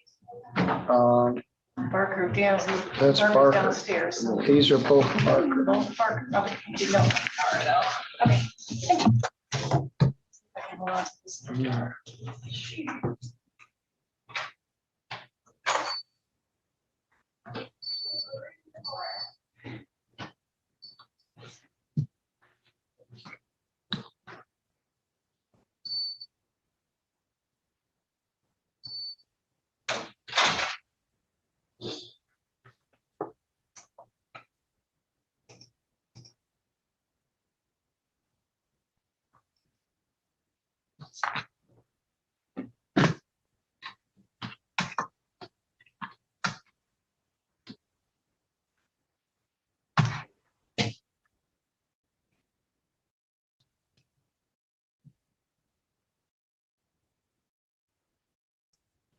So Luke has a good handle on this and has been an advocate for Mr. Mathis.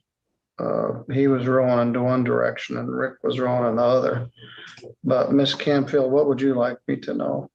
Oh, Your Honor, I guess as far as positives, Ricky is in contact with Miss Kiefer. He does keep her apprised of difficulties he has with transportation or getting to meetings or when he forgets about things.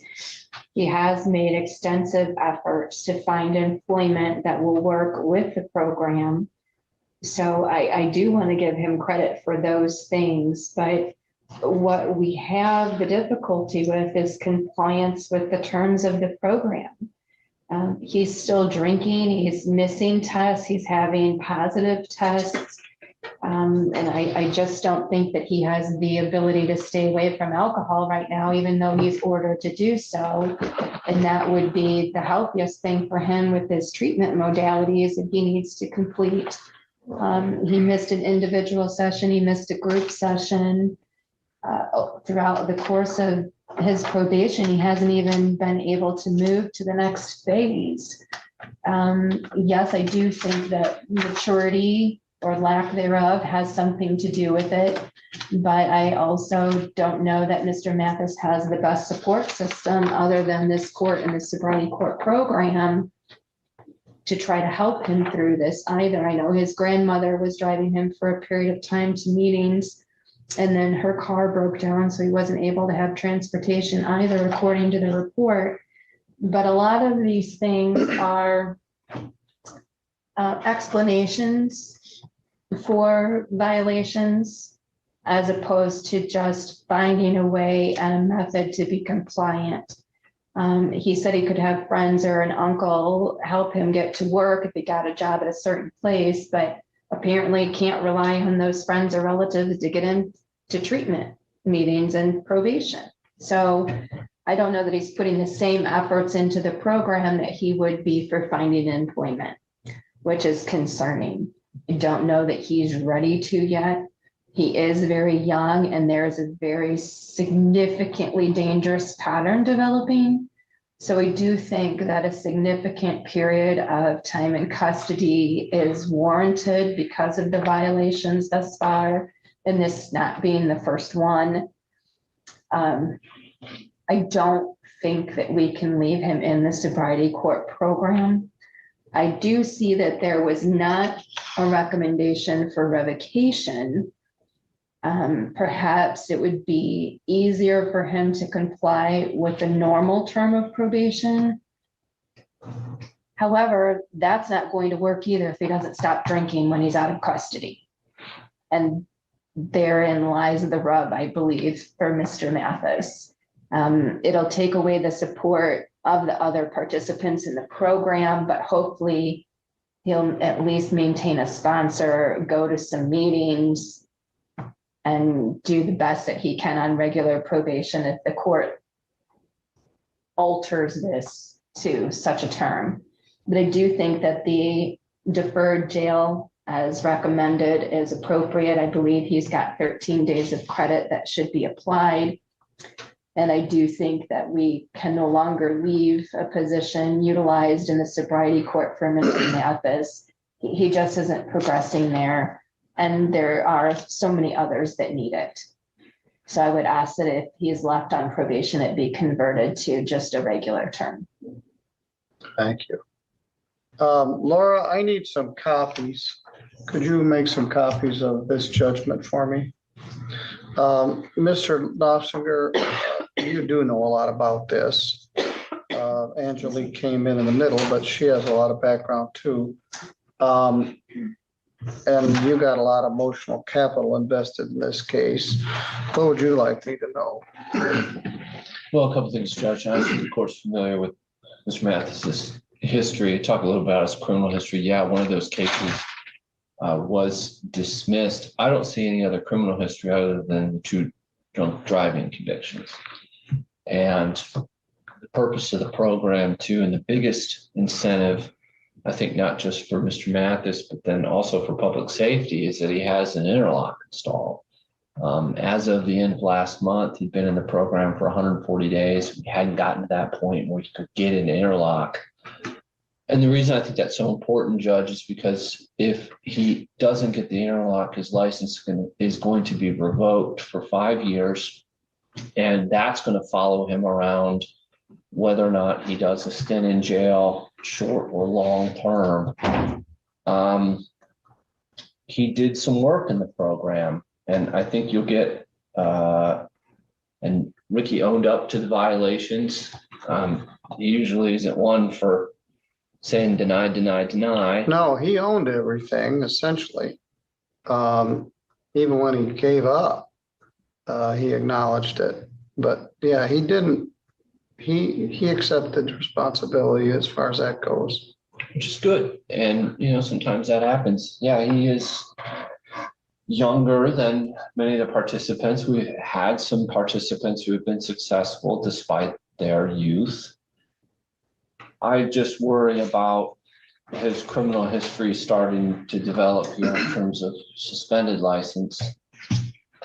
He has made efforts to get employment. It's been difficult for him. He's explained to the court the reasons for that.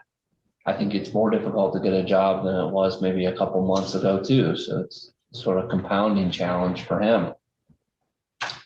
He does want to be in the program, Judge. I think it's an uphill battle.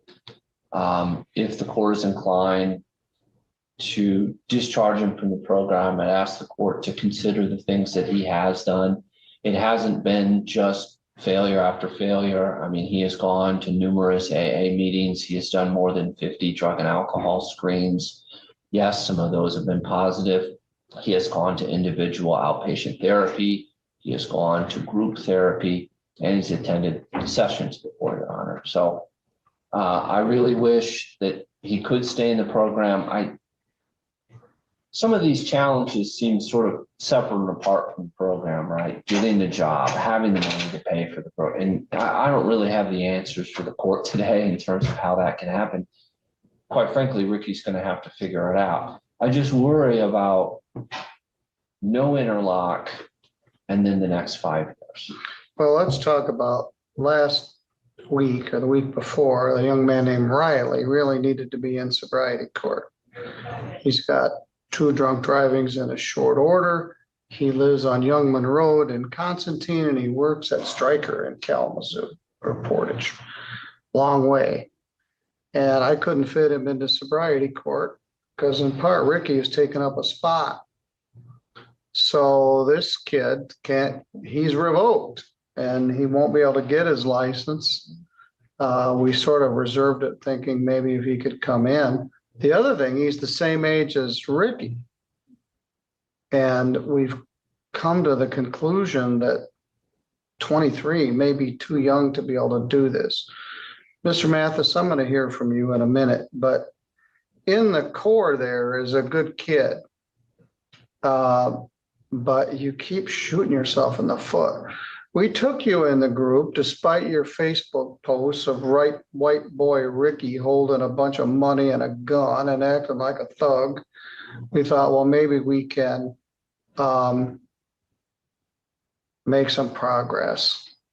Then there's that episode where someone in your car is burning rubber in the parking lot at the high school.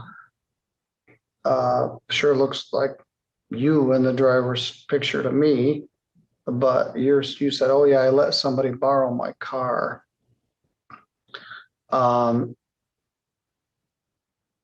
You got one conviction and then one arrest.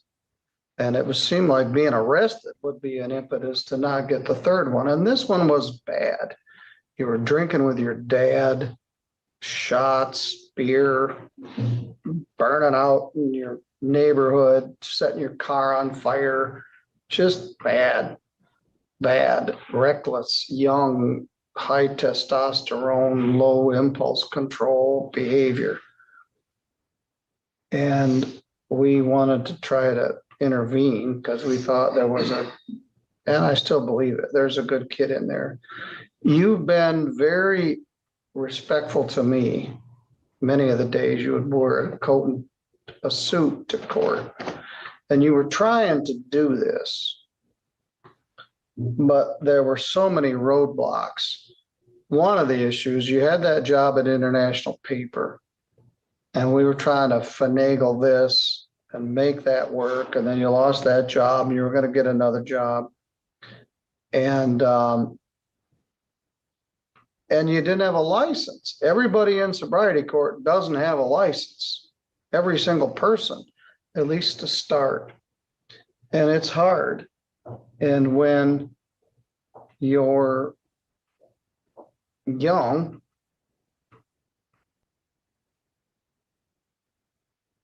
you might not have the maturity to do it all. Then you started doing stuff like missing appointments, showing up late for group. It was dragging down the rest of the group. And as I indicated, somebody else didn't get in who needed it because you're in there. And the group was ready to pull the pin on you, with the exception of Luke, 4 times ago. And we kept saying, all right, let's see if we can make this work. So we did make some progress. Maybe it opened the window a little bit for your eyes to see that there is going to be an issue. But Luke's right. If you're revoked, I don't see a path to having you be successful in sobriety court program. You lack the maturity. You lack the support that we need. If I continue on sobriety court probation or regular probation, I'm just setting you up to fail. So I want to get off your back. Having said all that, is there anything you'd like to tell me?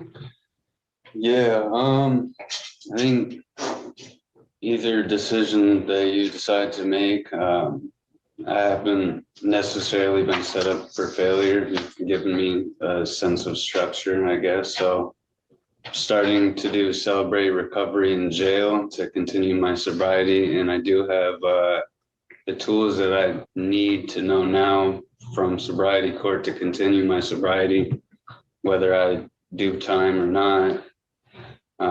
I do understand the frustration from you and everybody else in the group, because I guess I'm kind of taken back on their effort, and it's probably frustrating for them that they put all the time and work that they needed to into the group when I was slacking off. I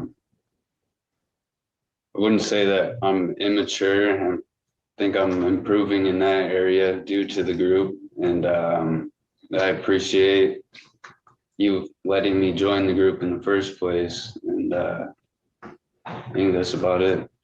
Well, Rick, that's about the best answers I could ask for. And when you're this young, it's hard to accept the fact that you can't drink. You were at 224, and I think the other two were very high too. And as I said, it's fun. You know, you were in some places where you shouldn't have been. You were with friends at a bachelor party and some other stuff, and they're all out having fun, and you can't. We also had some marijuana camel sticking its nose under the tent. I bet you got a lot of friends because you are personable. But you're not ready for this. So I ordered 91 days and deferred a whole bunch of it. I'm gonna revoke your probation. I'm gonna get off your back.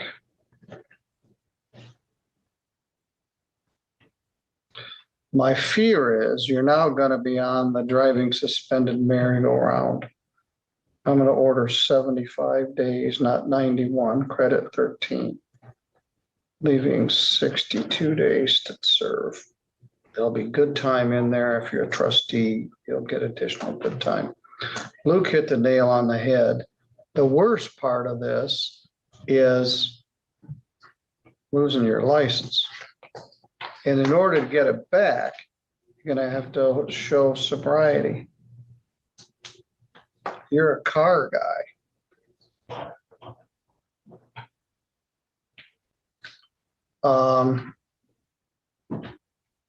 I don't know what else to say. We're looking for Mr. Moore's case. Is that you, Mr. Munoz? Which case are you here?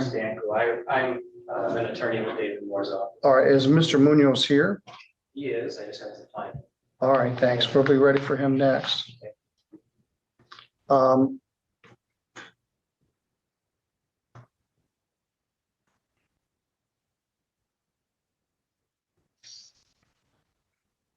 I'm gonna see you again. I hope not in here. I'll be here for another year. And I hope you don't come back in here. I hope you get out, get a job. I'm off your back. You won't owe me any money. You won't have to test. You won't have to go to treatment. You won't have to go to AA. I'd encourage you to do that anyway. But you aren't gonna be able to drive. All right, Mr. Mathis, I wish Autumn could have been here. She had an emergency. She had to leave. I wish you the best. You're good to go.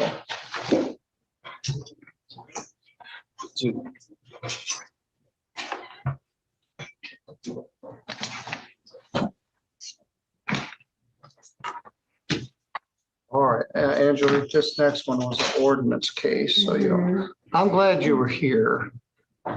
As much frustration as I got, I'm sure you got even more.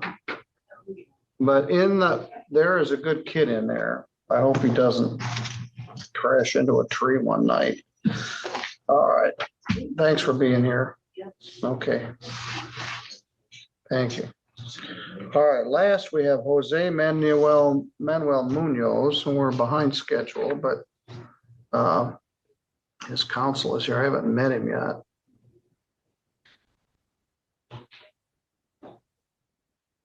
We will bid farewell to our visitor from Long Island. If I had New Brunswick.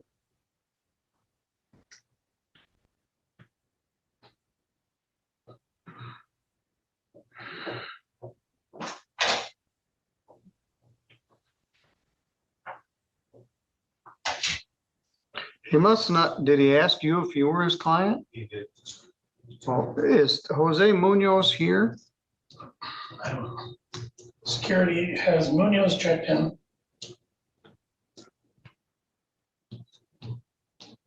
Yes, he is. All right. Good morning. I have an FY docket number, Judge. On Jose Munoz? Yes. Well, there's more than one Jose Munoz. There's multiple. This is Jose Manuel Munoz. This is OD 251701. I'm trying to figure out if this is my case. Judge thought it was an ordinance. It is a ordinance. Yeah, it's a Timothy Reed case. Okay.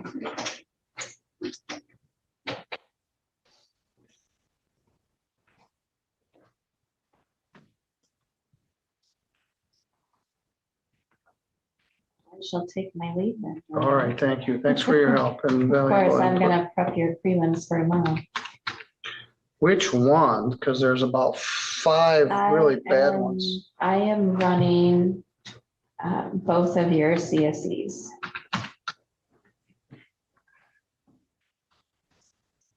Judge Pattison took a good week to go on vacation. Plus, there's some homicide stuff in there. It's like,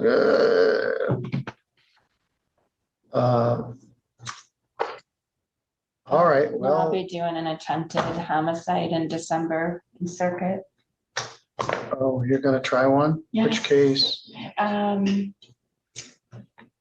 Rice. So I have several. Yes. That will be prepared this month, so. Well, I mentioned this earlier, between assault, murder, and murder, there's about 8 people in there.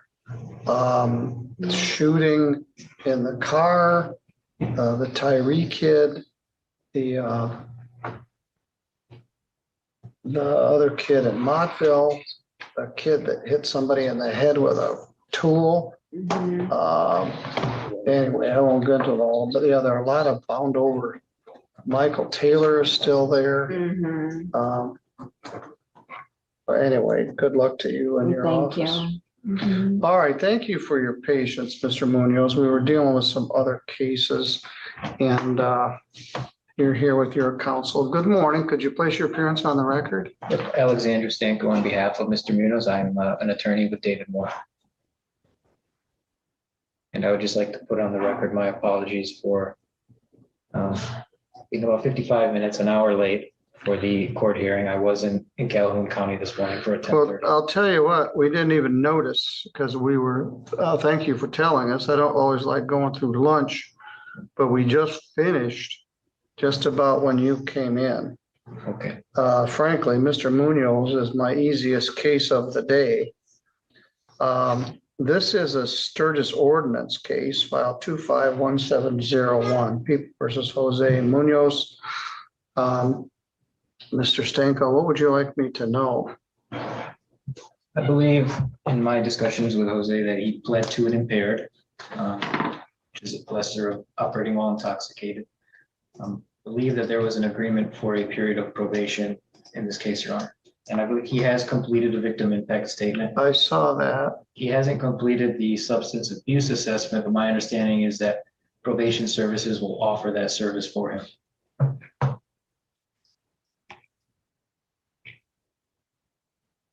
All right, thank you.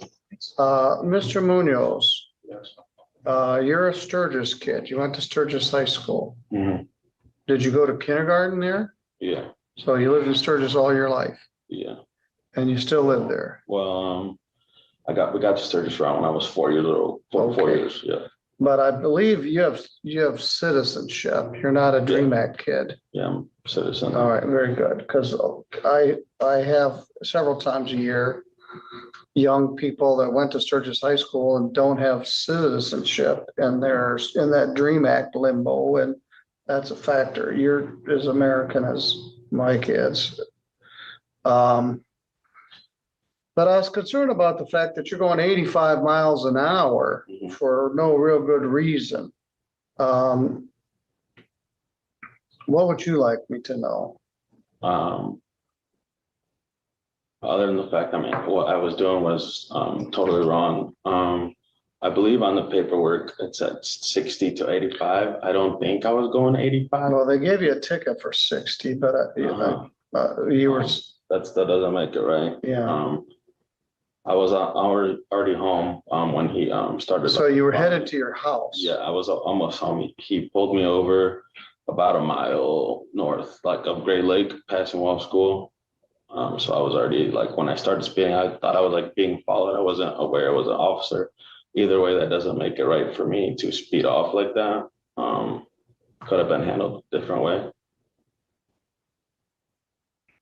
Well, Autumn prepared the report, Autumn Kiefer. She's not able to be here. Because she had an emergency, she had to leave. But you had a valid license. This is gonna not do much for your insurance, but she's recommending a probation. The whole idea, we call this a timeout probation.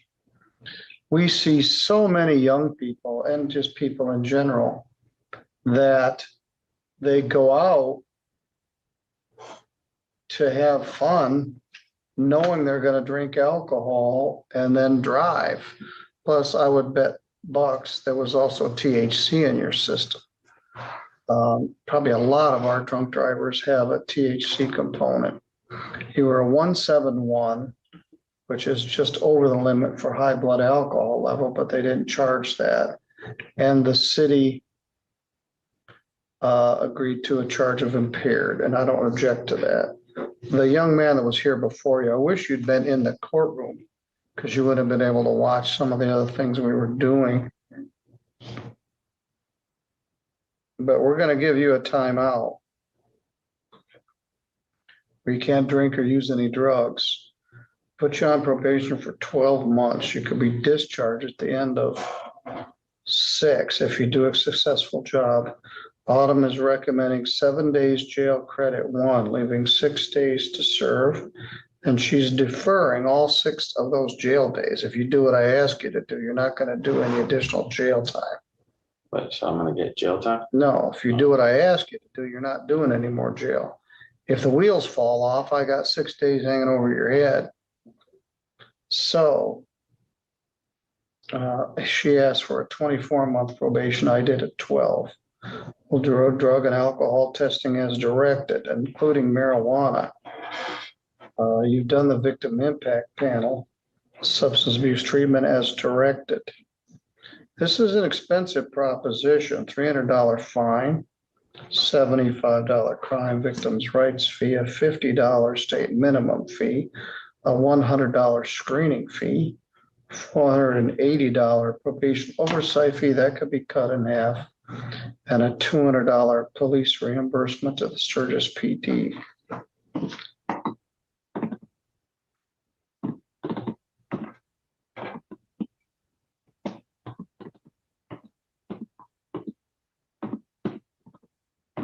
You posted a PR bond,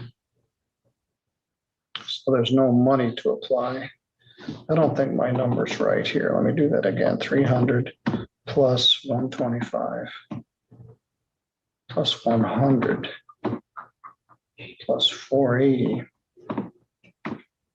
plus 200. That's not right.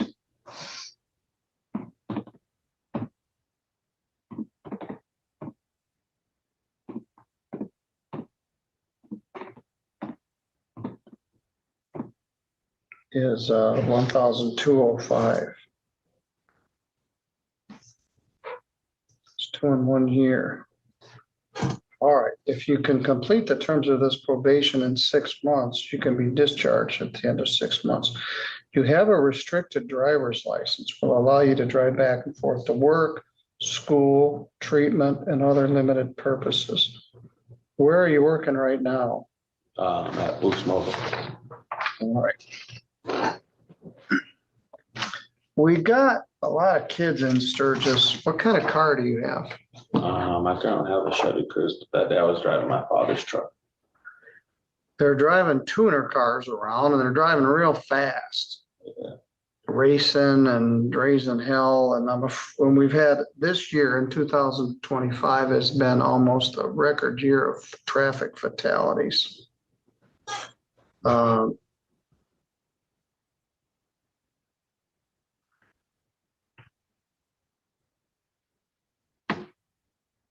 Did you know Xavier?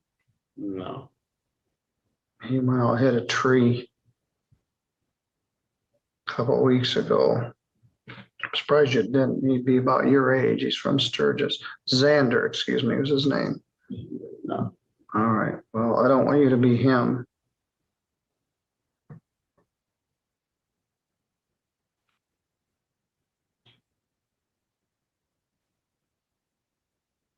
I feel for his family and everybody that loved him.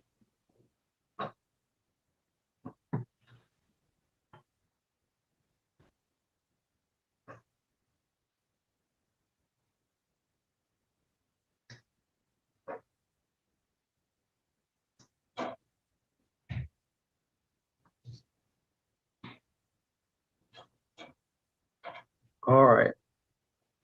I want you to take this downstairs to the probation department and they'll get you plugged in on this probation. You're not gonna go to jail if I do what I ask you to do. So I want you to hold up here under the deal. No drugs, no alcohol. Whatever treatment they recommend, and we're gonna do some testing. It also includes marijuana. I know they use marijuana. We'll get a test and see what your benchmarks are. And then they're gonna need to go down to 0. I think you can do this. You just need to think about it for 6 months on a timeout. Or you go down to the probation department. When they're done with you, you're free to go on about your business. All right. Thank you. We're working on it. All right, Deputy Bingman, I think that's it. We got our sound system rectified. I think we hit it with a hammer a couple times and it. Sounds good. All right, thank you.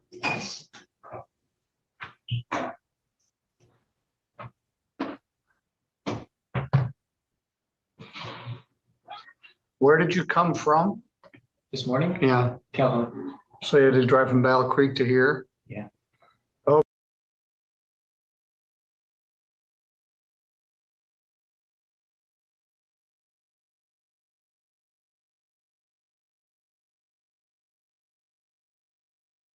But Well, that accident where the guy was hurt was in 2016. Yes, I am. It saves, I'll admit that you had no trial on a traffic error. As I said, it's a civil infraction. You don't want to not pay it and get strung out because of that, but it's due within 30 days.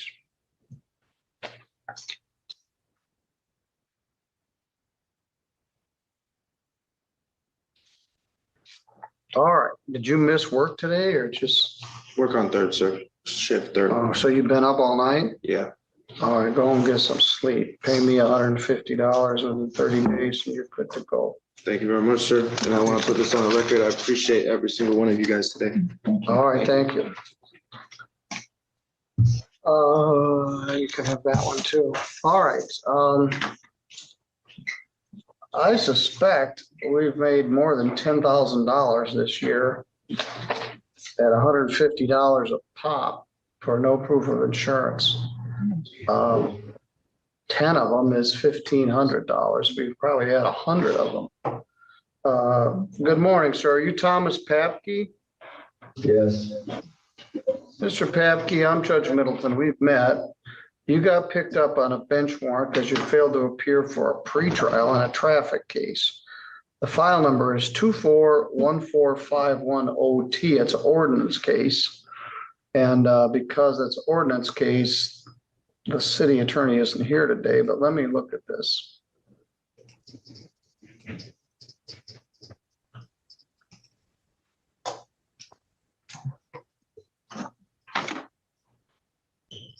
You got a ticket in Sturgis on August 4th of 2024 for driving without a valid license. I also went to jail that day and I've been locked up, incarcerated pretty much since then. All right, well, you pled not guilty. You posted a bond of PR bond, I guess. And they set a pretrial with the city attorney and you didn't show up for the pretrial, so Judge Pattison issued a bench warrant. I've been incarcerated. All right, well, So how did you get picked up last night? I picked up on Friday. Okay. They pulled me over Bicycle Road and picked me up.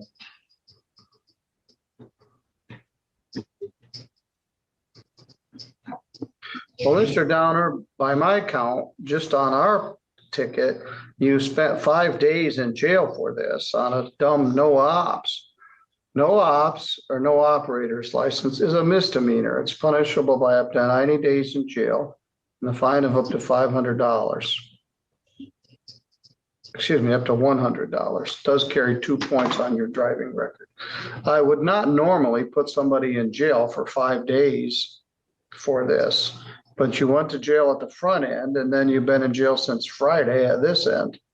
I would represent to you that I would give you credit for time served and the minimum allowable fine if you plead guilty to this charge. Your driving record showed that at that time you did not have a valid license. And I'll let you out of jail. What's your preference here? Do you wish to continue a plea of not guilty, or are you willing to admit you were driving that day without a valid license? I guess I would admit it. That was driving without a valid license. All right. Did you feel threatened by me to get you to plead to that charge? No. Did I promise you anything other than I was going to give you time served and a minimum fine? No. All right, I might as well go in for the whole thing. Do you understand that if you do plead to this charge, you'll be giving up your right to have a trial in front of a judge or jury? There will not be a trial. If there was a trial, you'd have the right to be represented by an attorney. The public defender is here with us this morning, but if you needed an attorney, I could appoint one for you. If you had a trial, you'd have the right to have any of the witnesses for or against you subpoenaed to come to court so they could be questioned under oath. And you would have the right to be presumed innocent unless the state was able to prove your guilt beyond a reasonable doubt. Do you remember where you were going that day back in August of 24? Let me look at the ticket, tell you where it was.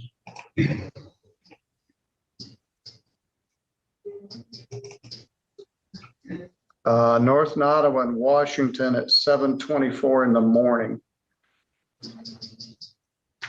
I had to work or something, I'm not sure. All right, and you didn't have a valid license? No.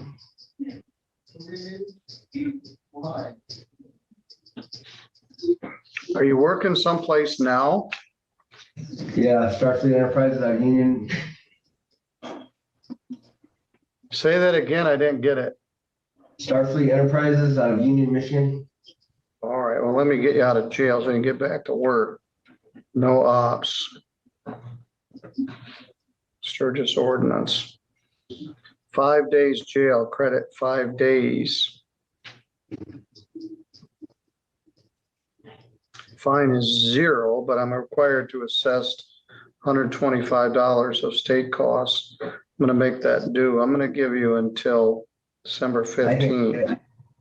I can't pay it. I'm about to be locked up for a little while, Your Honor. So if there's gonna be another warrant that comes out on that, just let me sit for that. You got, all right, then I'll just do $125 or 2 additional days.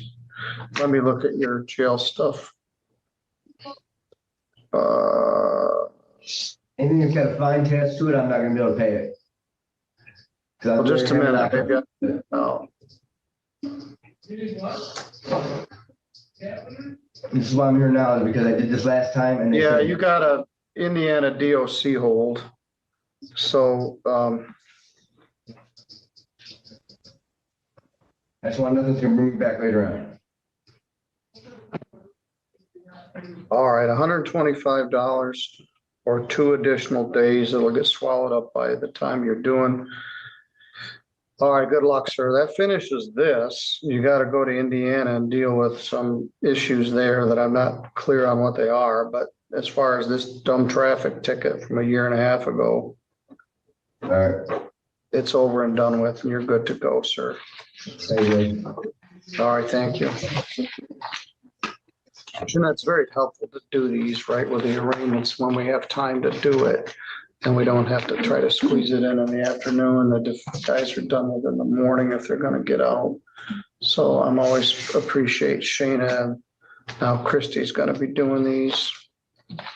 Getting away first, because it's right of, within 2 minutes of the time they get in here, they realize there's some bench warrants to do. I usually get here, I looked at these about 7:15, so we had some customers. Jail is at 106 this morning.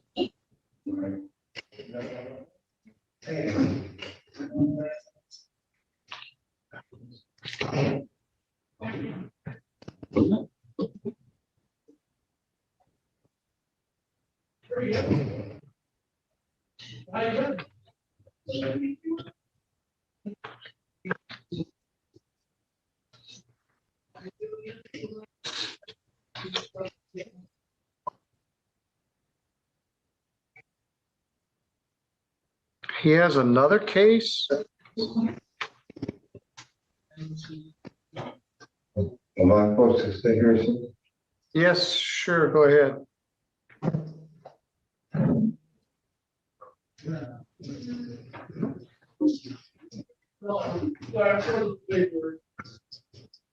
Good morning, sir. Are you Eugene Downer?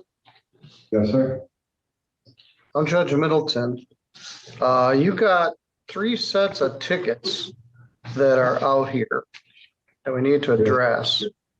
File 251535 alleges that in July 28th of 2025, you were driving with a suspended license and improper plates. Yes, sir. Then 3 days later, on July 31st of 2025, they charge you with no insurance under the insurance code, but I don't know why they didn't charge you with driving suspended. That one I did not understand it. And you got I had insurance. Just a minute. But You got another one for driving suspended on August 11th of 2025. Now, your license is suspended because you got in a drunk driving accident and somebody got seriously injured. So you drove on a suspended license 3 times in about 14 days, and then you failed to appear. I do not have a way to get back and forth to court. All right, well, you're here now. Yes, How'd sir. you get arrested over the weekend? I was on my bike trying to get back to my house, back where I stayed, not the house. I live in. What town did you get arrested in? Three Rivers? Yes, sir. What day? I really couldn't tell you. I think it was on Saturday.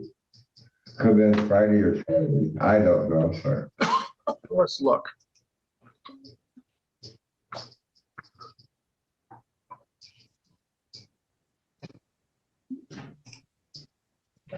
Um,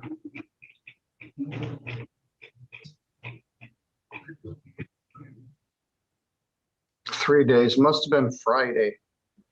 So you don't have an attorney on these, and you failed to appear for a pretrial on all 3 of these cases. They set it for November 18th, but I'm not gonna wait that long. Can I say something, sir? Yes, sir. Well, every time I could not appear, I called the courthouse and told them, I just don't have, I even tried to get that bus service to come pick me up. And they said you had to leave a 2-day notice for us to come out there to pick you up. Well, I said, well, I'm calling right now to give you notice that I want to go to court on a certain day. I'm gonna set this for pretrial tomorrow. Mr. George will be here, and I'm sure he'll be quite helpful. I'm gonna set these for pretrial for 11/4/25 at 8:30. We're gonna be busy tomorrow, but we'll fit this in. Bonds remain. If I took him out, sir, I could not get back in here because I can't walk that far. All right, well, we're going to have you brought over here tomorrow to meet with the prosecutor. And see if we can resolve all of these. You did after the October, excuse me, there were 2 in July and 1 in August. And you got picked up on different dates and then you failed to appear on every date. You did call and say, hey, I can't get here. So I'm gonna leave you right where you are until tomorrow. And we'll get the prosecutor. I can get you a bus pass to get you back to Three Rivers tomorrow, but you're gonna spend another night in jail unless you post $800 of bond. And we'll try to deal with all your cases tomorrow morning. I'll fit it into my schedule, but I don't want to leave you in jail until November 18th, which is when it got set.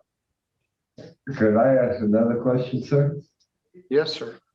On my driver's license, they say I'm an alcoholic, and I don't drink.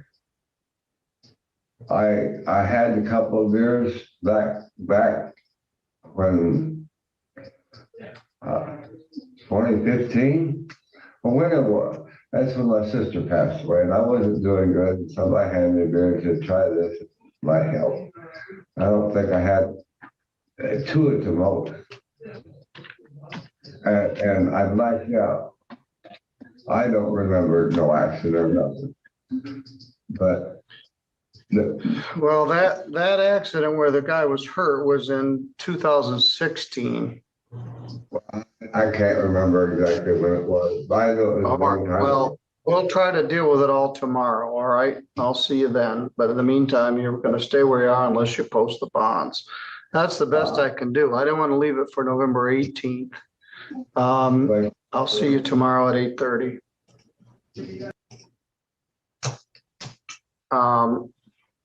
That was a bad accident with a bad injury, and he's been suspended ever since. All right, Ms. Jackson, we'll have Mr. Reed deal with him tomorrow, and maybe he or Mr. George, maybe we can resolve these. By that time, he'll have 4 days of jail credit. All right. That finishes our arraignments. I don't believe we had any pre-trials this morning. We got in 2 bench warrants, and it's not even 9 o'clock yet. I have Paulette in the conference room or in the waiting room. I'm not sure what you're here for. I'm here of Margaret Ragland, who has a 9 o'clock.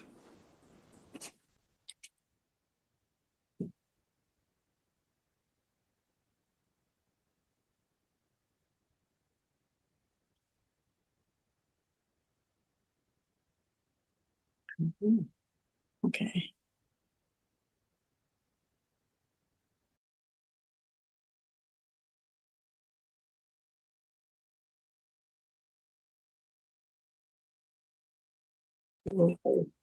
Sorry, we can't hear you.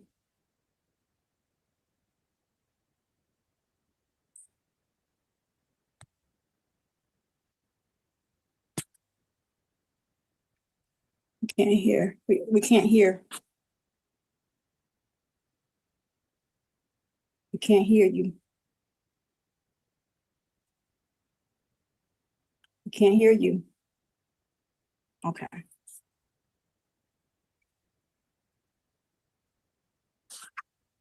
But